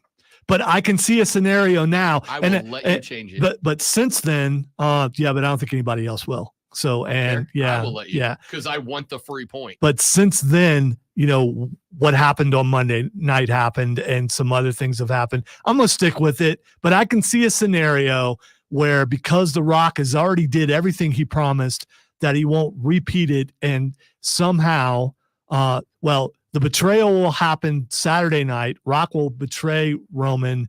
They will lose the tag match, so that Cody versus Roman on Sunday night will be no bloodline, no interference at all. That is a possibility. I know you don't think it's a possibility, but I just think it's not only. I don't think it's going to happen, but I think it could happen. Not only do I think it's not a possibility, I actively You think it's a negative. It is the of all the things that are possible, this is the one that is least possible. It's impossible. And the reason why is at its core, wrestling is good guys and bad guys. Now there's tweeners, but the tweeners always have a lean. It's either a bad guy acting the right way or a good guy who's kind of tiptoeing the line into bad. But wrestling has good guys and wrestling has bad guys. That's what drama is at its core. And if you have Rock turn on Roman on night one, that is a definitive, classic, all-time face turn for Roman Reigns. You cannot even risk a crowd of 110,000 people suddenly propping Roman up as an organic face the night before you go have him up against the babiest of baby faces that you have ever tried to create. Cody Rhodes is, and it can be because he came over from AEW. It can be because they just truly believe he's the man. It can be because we lost Dusty and this is their way of honoring Dusty is by strapping the boy. Whatever it might be, you cannot risk 110,000 people elevating Roman to beyond babyface status the day before you put him in the ring when we already know that the crowd had for a little while there kind of cooled off on Cody Rhodes a little bit before The Rock got involved and kind of ricocheted the whole thing back up. There is no way that you even kind of risk Roman looking at all like a face before the next night, which is not only why I think that Roman and The Rock win, but I think Roman and The Rock go above and damn beyond in trying to end Cody Rhodes that night, like local medical facility him the night before under the guise of we're going to make sure you don't even show up. So it's a straight up 10 count win. And don't be shocked if the next night, if they do the thing where Roman comes out and then they play Cody's music and Cody doesn't come out. And he doesn't come out, and then the music stops, and everybody's sitting around, and Roman looks at the ref and goes, count to 10, and the ref gets to 9, and then we all have adrenaline in our souls, and then he rolls out like limping, and then we have what I think we're going to have. Remember that scene in Avengers Endgame where it's Cap by himself, and he looks off, and there's Thanos, and then Thanos' army is behind him, and and then Cap tightens You're the jumping shield. the gun here to the final match, and we haven't got there yet. And that's fine. I'll say it again. But Cap tightens the shield, and the camera looks at him, and you realize in his head, he goes, I'm about to die, but I'm going down swinging. I'm hurt, but I ain't dead. And then you hear arm of the Cap on your left, and then here come the rest. That's what they're setting up, and it's perfect. All right, 2 more matches before we get there. Wesley on the stream wants to know, on average, how many complaints every Thursday do you get about Wrestle Talk? I get one from my mom every Thursday. We usually get Ray used to do it, but he's dead, so it's not Ray. And I don't know, Wesley, is that a complaint or is that just a question? So if you would consider that a complaint, then I'm sure we got some texters. But here's the thing. The text line is never happy with anything. 71307, start your text with FanFAN is the texter who just said, Cody Crybabies, assemble! Wow, wait a minute. That's Great a positive wrestling Great text right there. So as somebody who monitors all of the communication intake of the station from emails to phone calls to text messages and everything else, I can say honestly, it's about a 60-40 lean to the positive. About 60% are positive. About 40% are you children, I'm out. You know who trumps all that though? The boss, who's a big time wrestling fan. No, us. Yeah, the boss has never once said do or don't. All right. But knowing that you have that kind of support, it does make it easier. It does for sure. Because I can have a conversation for an hour with the boss about this stuff. And I might before Saturday. All right, the next match out of the 2 we have remaining is for the World Heavyweight Championship, Seth Rollins versus Drew McIntyre. I'm going first on this one. I'm here for it. I know you're here for it. You're right over there. Trolling Drew McIntyre, as this texter just said, trolling Drew McIntyre is the best thing going on in WWE. He finally found himself. My problem with him is he's never, to me, ever found the right character. This is it for him. Listen, I think he's got 3 or 4. I think ass-kicking Scottish psychopath is a great character. I think internet social media trolling Drew McIntyre is a great character. I think guy who is the bad guy but really thinks he's a good guy who's been screwed over when he hasn't been is a great character. They're all great and they all work for me. But you have created something with hysterical t-shirt Drew that is unbleeping touchable. You put the belt on this man and you put it on it now. And then Drew McIntyre does not leave WrestleMania as champ, despite the fact that he won the belt because there's one more wild card floating around out there. I bet there's more than one. I let me throw in my wild card before you say yours. And recently, I don't know if you heard about this. This guy named CM Punk was he had some things to say. One of the things he had to say is that he could go right now, but the doctors won't let him. And who has Drew McIntyre been going at a ton? What if CM Punk were to get involved and cost Drew McIntyre the championship? I don't see that, because what I do want is a McIntyre who, remember the whole thing, even with all the trolling stuff, the whole thing has been angled towards what? It should have been me. Mm-hmm. I won the belt at WrestleMania when no one was there. I never got my moment. I never got to celebrate with the fans. I never got to carry the belt around and sign the autographs. I never got to do any of that because my whole reign happened in front of 0 people. What's the best way to trigger that guy and just drive him up a wall? He wins it, but then he loses it and he still doesn't have his moment, right? Because he immediately drops it. He beats Seth freaking Rollins, who, by the way, gets stomped in the tag team match. But he beats Seth Rollins. Punk comes in, beats his ass in the ring. Here comes Senior Money in the Bank with the briefcase. He cashes in on a McIntyre that Punk laid out mid-ring, and it does a couple of things. It lets you put the strap on Drew and then create this character who is now twice jilted. You get your champ in Damian Priest, who now he and Rhea have gold. Nobody else in Judgment Day does. Bang, there's your breakup angle there. And what do you set up for SummerSlam? McIntyre Punk, which is the rivalry they were trying to build to anyway before Punk's arm broke again. I don't think Punk makes it to SummerSlam. He'll get injured again. That's just who he is now. But it at least gives you the opportunity to have that match. And if Punk does get hurt, you get to blame it on Drew and he gets to keep trolling. It's perfect. I have more to say on this. I am so good at this. But I'm going to wait till after we do this match. And the final match of WrestleMania weekend, the main event, Cody Rhodes versus Roman Reigns. Will Cody finish his story? That is the, by the way, I picked McIntyre to win. So everybody picked McIntyre to win, by the way. Cody's going to win this. Cody's absolutely going to win this. And here's the thing. It's going to be a hard-fought battle. And if things play out the way we both figure they will, that it will be bloodline rules. It will be the Avengers moment that Rob is talking about. Oh, it's so bad. But at the end, Cody's going to stand victorious. The story will be completed. Then someone's music comes out and someone cashes in their money in the bank to kill. All these people are so excited that Cody has finished his story, and Triple H takes it all away from Cody right there. He doesn't even get a day. Doesn't happen on Monday night. The celebration is going on, and then suddenly, after that bloodline, he gets the Rey Mysterio 4-minute championship. Yes, and he gets it to the anger across the world when that happens would be amazing.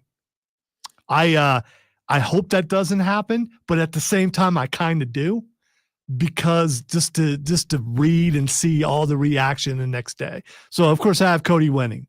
Who do you have winning? Cody. Not only is Cody, but here's the thing. I've got to give Triple H a lot of credit, because since he took over for the bad man a long time ago, he could have at any point pulled the plug on Cody Rhodes. Because remember, you go back to when AEW started, Cody's big thing was he brought out Triple H's throne and he broke it. And that was the whole thing. But I think, and I mean this, I think Paul has done a real good job at not letting that bleed over, right? Like, they've referenced it. They're referencing things that are happening. He's letting Punk talk about it and all that, which I think is good, because it's kind of one of those things where the less you talk about it, the more people are like, oh, there's something behind the scenes. I think Triple H has done a real good job of just letting WWE be WWE. They know they're better than AEW right now. I, as an AEW guy, know that they are better than AEW right now. AEW's got the better wrestling, but wrestling's about stories, which is AEW's problem. They can't tell a great story that lasts more than 10 minutes. I think they know that. Whether Paul likes him or not doesn't matter. At the end of the day, just like everything else, Lonzo, what dictates decisions in sports and sports entertainment? It's all about that money, bro. It's all about money, money, money, money. Somewhere Shane O'Mac smiles. It's all about that cash, baby. And right now, especially if he still owns his shares, which are probably worth quite a bit. So, yeah. Right now, nothing is moving merch faster than the neck tattoo. Nothing in wrestling anywhere is moving merch faster than the neck tattoo. The kids love Cody Rhodes. And while WWE has done a much better job of making it where people like me who don't have kids but still love wrestling have things to latch onto where you go, oh, that's for real. Like when Rock throws Cody bloody face first into a bus and says, this is what happens when you with the final boss. I was like, oh, that's it. Even if it's a moment, that was an Attitude Era moment. Just one, just a little one. My favorite thing on X right now is a swear jar. Oh yeah, for Rock. Unbelievable. Yeah. Right. It's just all the money we can make from that swear jar. It's just the morsel, just the taste of the Attitude Era. But that's all I need. All right, I hate to interrupt the wrestling, but this better be freaking. But good, we man. have breaking news. This better be real good. According to TMZ and sources, Tiger Woods has given up sex to prepare for the Masters. Strap in, kids. Listen, I'm not saying that you should sell your car and your house and your dog and your kids, your golf clubs and your house, literally everything else you own. I'm not saying that you should sell everything you own and take that money to the bank right now. Just get all that money, take it to the bank. I'm not saying you should open an account with all that money. Millions, if you got it. And then I'm not saying you should you should drive to Asheville, North Carolina, and you should open up a betting app, and you should deposit every dime to your name onto that. And I'm not saying you should do all that and then throw every damn cent of that at Tiger Woods to win the Masters this year. All I'm saying is if El Tigre is giving up the boom boom for the Masters, he's winning this thing by 20 strokes. Less strokes to get less strokes, people. Wow. Tiger's winning this thing by 1 billion. Yeah, I didn't have a mic on for that. You can count that. I don't care. I was devastated by your choice of words. First off, that's a 10 out of 10 A+ joke. Less strokes for less strokes is a great joke. It's well done, but it still makes me feel uncomfortable. My loins have been tingling. Take every dollar you have for entertainment purposes only. I didn't touch anything. That's how excited I am. Okay? Take every dollar you got. Stick it all on Tiger. I'm not even saying, don't even worry about the win. Stick Tiger for a top 5 finish. I am telling you now I'm going to do. I am going to bet on Tiger for a top 5 finish with the biggest bet of any sport that I have made this year or last year or will make next year. If Tiger is giving up strokes for strokes, Tiger is about to get a green jacket to beat all the other green jackets. It's over. John Rahm, don't even show up, bro. Scotty Scheffler, you were world number 1. Tiger about to take that back from you, too. I am very sorry, Xander Schauffele, but the only X's around here are the triple X that Tiger's not paying attention to right now because my dude is out for blood. Tiger is about to destroy the entire Masters. I wonder what he's going to do for the celebration afterwards, though. Back after this on the Rob Brown Show in the Fan Upstate. Real sports talk for real sports fans. The Fan Look out, Upstate. Georgia. Tigers on the The prowl. Upstate Fan. Call 844-FAN phone. That's 844-326-3663. The Fan. Upstate. I'm Tony Dozeri with your sports update. You should on the know. Fan I'm not going to Upstate. interrupt The South WrestleMania Carolina talk women's unless basketball it's team worth playing it. That on is Friday way in worth Cleveland it. for the Final Four when they go up against NC State. The Gamecocks, the number 1 overall seed, unbeaten at 36-0. They're playing for their 3rd national championship. If they should beat the Wolfpack Yeah, we Friday, just got instead an of a email matchup with either about UConn or something that Iowa you for the should, national championship game on check out. Sunday. But NBA I'll make sure it Charlotte Hornets happens. fell to the Portland Trailblazers wins when we tonight, come back, 89-86. They get 21 points from Brandon Miller. About Trey promoting Mann added 11, but Charlotte was just 5 for 31 from the three-point line, and Portland pulled Thing down that I 19 told you more earlier rebounds. that The wasn't Hornets will mentioned face and need to be Orlando mentioned Friday. Head more. coach Steve We just got an Clifford email announced he will about. be stepping down at the end of the season. And the NASCAR Cup Series will be racing the Cookout 400 on Sunday at Martinsville. Download the Odyssey app. and Perkins search is The Fan devastated Upstate. by this Then listen news. anywhere on your Man, I phone. miss I'm Tony Perkins. Dezeri, and that's your Perkins was Newsflash on the huh? Fan Upstate. Perkins was a good. It was a good Not the ones restaurant. like you who work tirelessly to keep things running. No, it's a Everything totally that's different thing. Totally, Perkins is so much better. Than factories, schools, quality of food. they all Quality of depend on food, much better. No matter the weather, emergency, or time of day, you're the ones who get it done. At Grainger, we're here for you with professional-grade industrial supplies. Count on real-time product availability and fast Yeah, delivery. but at Call Perkins, Grainger.com or just stop Perkins. by. Grainger, Speaking of women, the at ones Perkins. who get it done. I mean, Tiger clearly likes you it. get Tiger approved Do women. you So have a I warm enough mean, winter you know, coat? there's that. What about your car?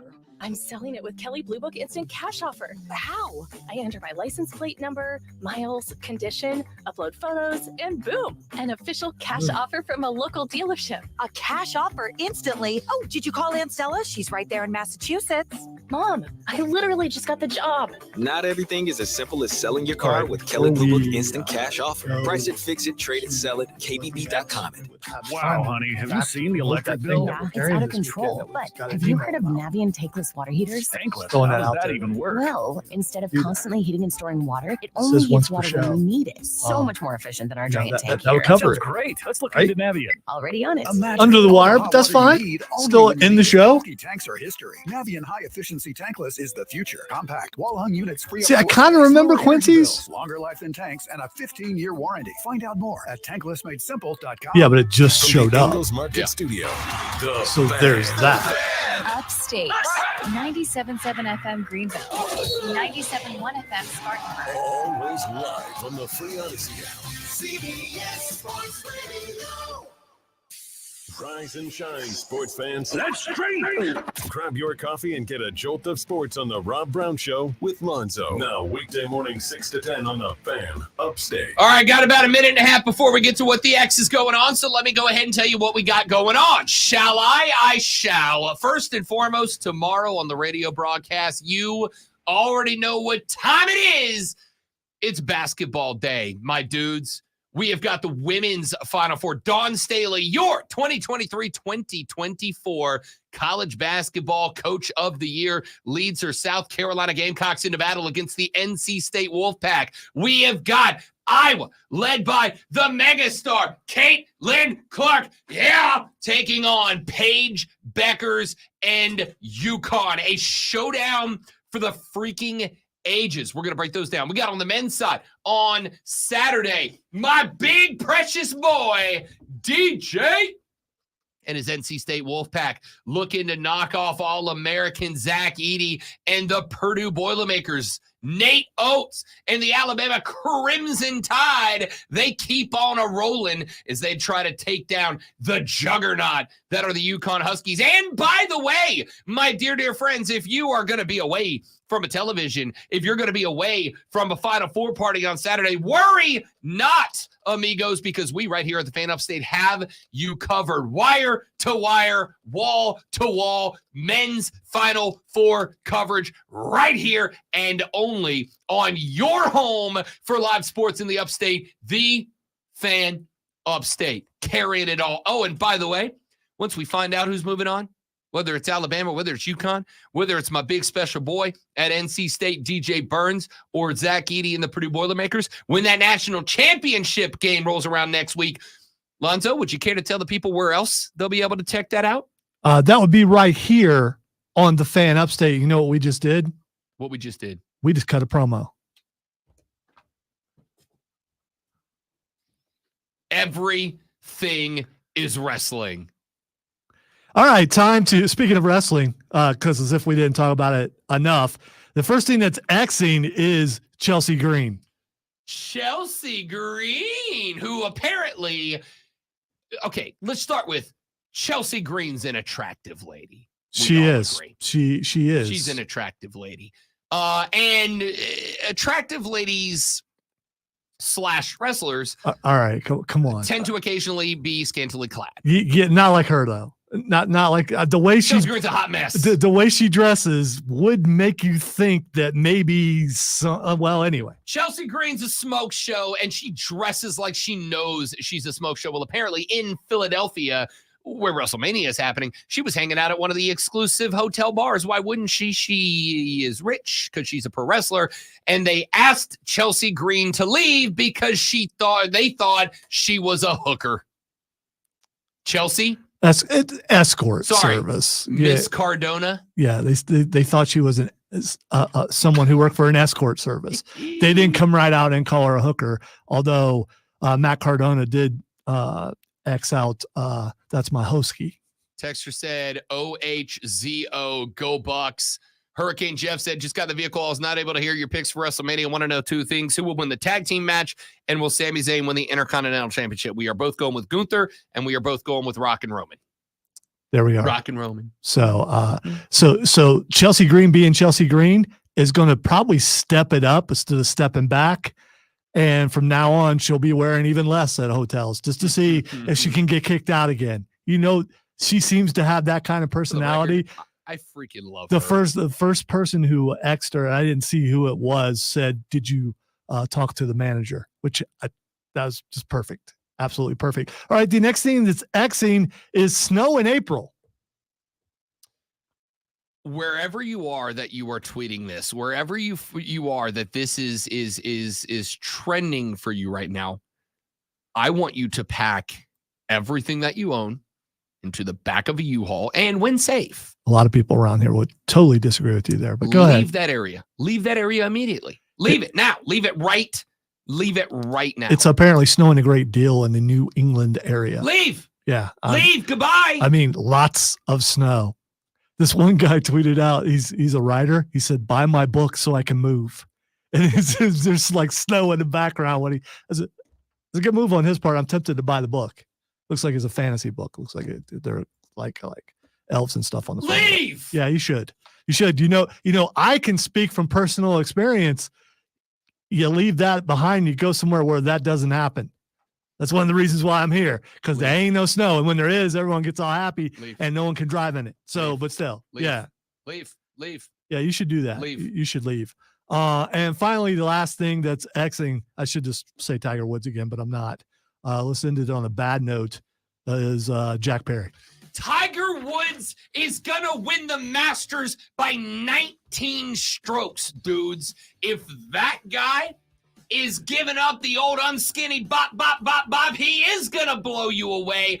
Tiger, I am betting the house on you. Literally, I may bet my actual house on Tiger. No sex for the Masters. Dude is going to run roughshod on the field, brother. Hey, see you guys back here tomorrow for a whole lot of basketball and a little bit of wrestling on the Rob Brown Show in the Fan Upstate later. Yeah! Upstate. The sports voice of you, the Upstate fan. Welcome to the Fan. The Fan. Upstate. Now CBS Sports Radio. It's snowing in Vermont and a couple other places in New England right now. If you just Google snow in April, No, thank you. yeah, it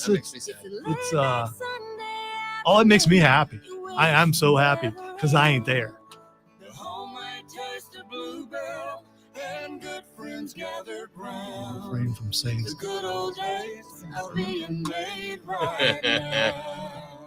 St. Louis brought the world. All right, people. Y'all are awesome. Thanks for hanging out all day. We appreciate it greatly. Hope you enjoyed the show. Tomorrow's will be even better. Gooey butter cake pieces. 1% better every single day. It's the gateway to a lot of basketball tomorrow. A lot of Final Four talk on the men's and women's side. A little bit more WrestleMania tomorrow, I'm sure. Yeah. Anything else? I don't think so. No, I think you covered it. Have a nice day. Goodbye. Look for Blue